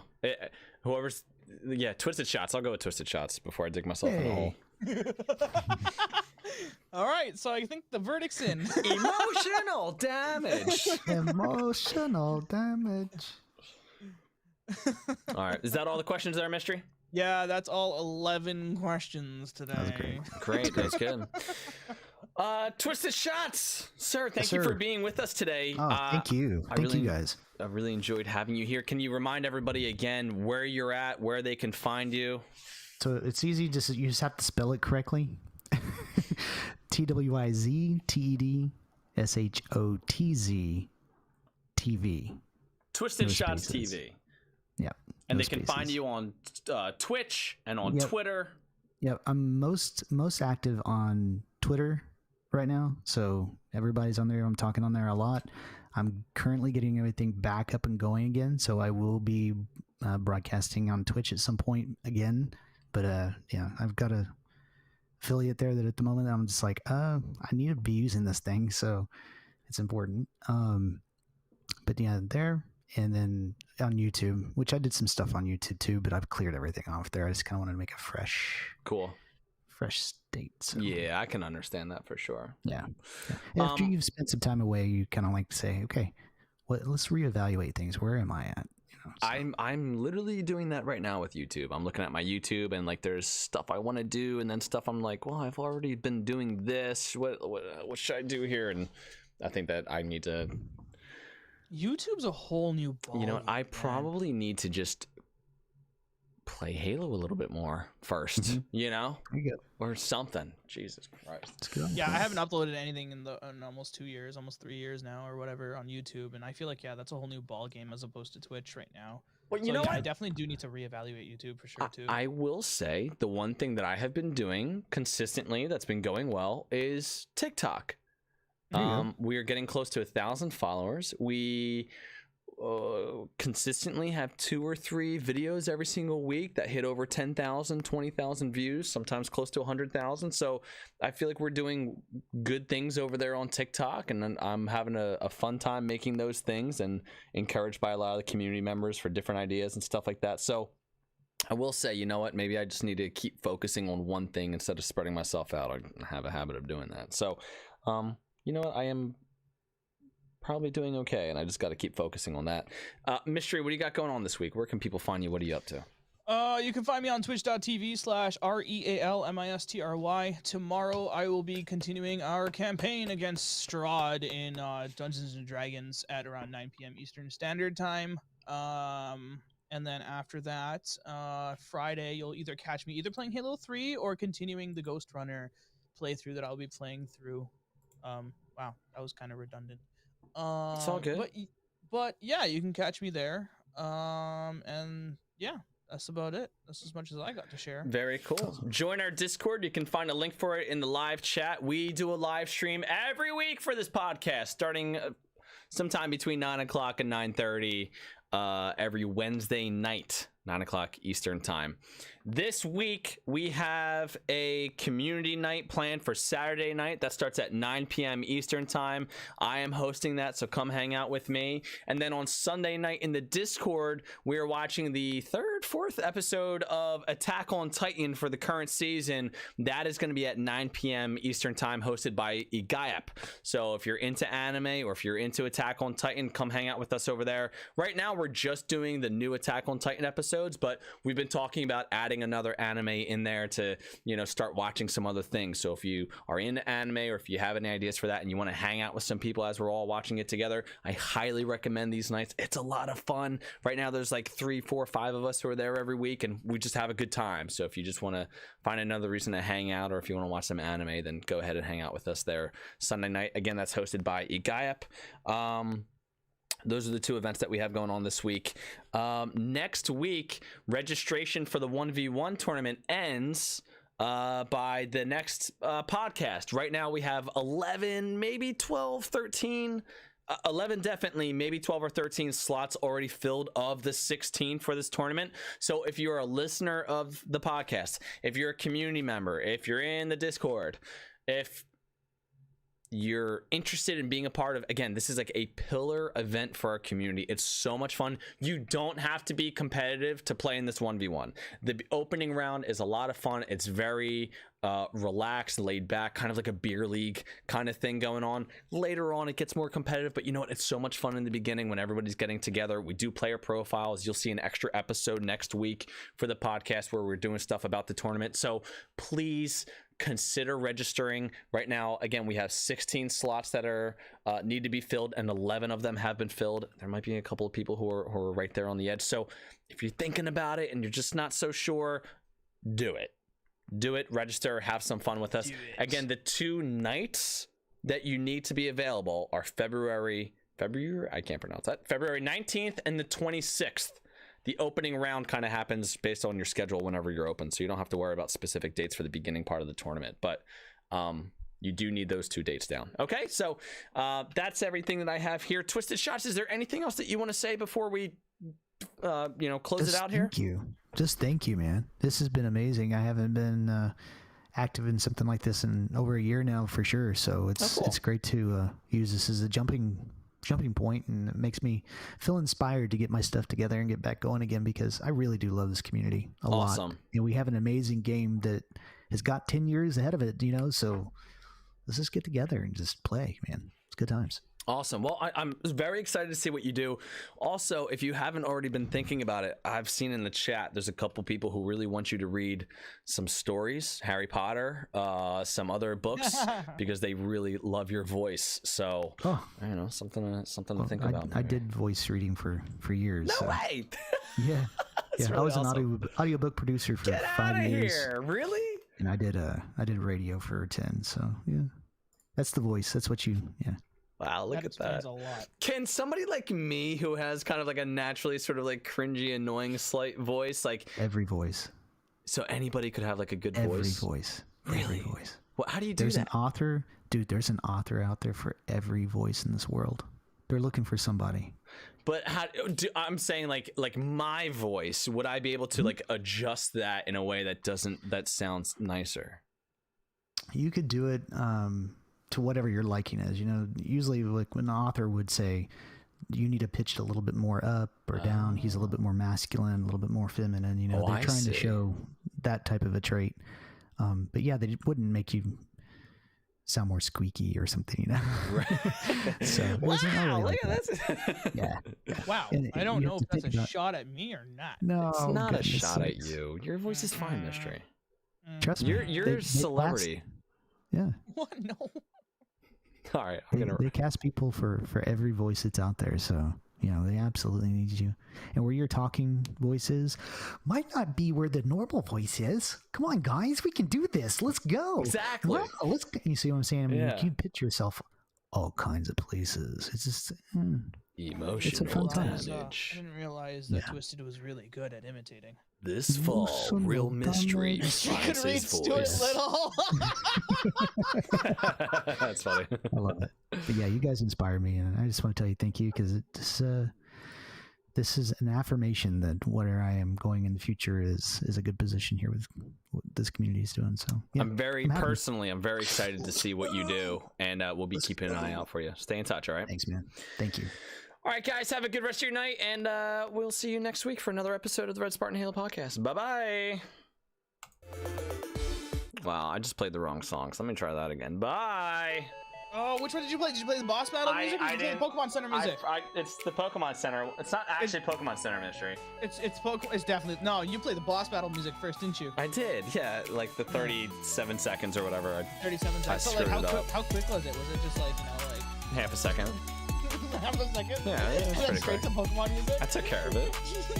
It's you running away really quickly with your damaged Pokemon trying to get to the Pokemon Center after a boss battle. Exactly. That's what it is. I waited out. And then soon you're gonna hear. All right, well, that's the end of the recording there. Everybody who's been here in the live stream, thank you for hanging out. Real quick, Silly Goose Nessa gifted a tier 1 sub to Shadow. Shadow, welcome. You know, we used to be called, what were we? The Guardians? Kylie, I don't remember what we were before, but welcome to I think it was the Guardians. Welcome to the Spartans, I guess. And Yanutsy, thank you for the sub. Appreciate you very much, guys. And it looks like, oh, Kylie, that was last week. Okay, so everybody who is subbed or followed, thank you for being here. Yeah, okay, awesome. What do you mean I don't remember? Oh, the Guardians. Yeah, well, you know what? A lot has happened since the 2 years since I've streamed, or a year, whatever it's been. All right, so sorry. All right, everybody who's been here in the live stream, thanks for hanging out, and I will see you all, I'm sure, in the Discord shortly. All right, bye, guys. Bye. Bye.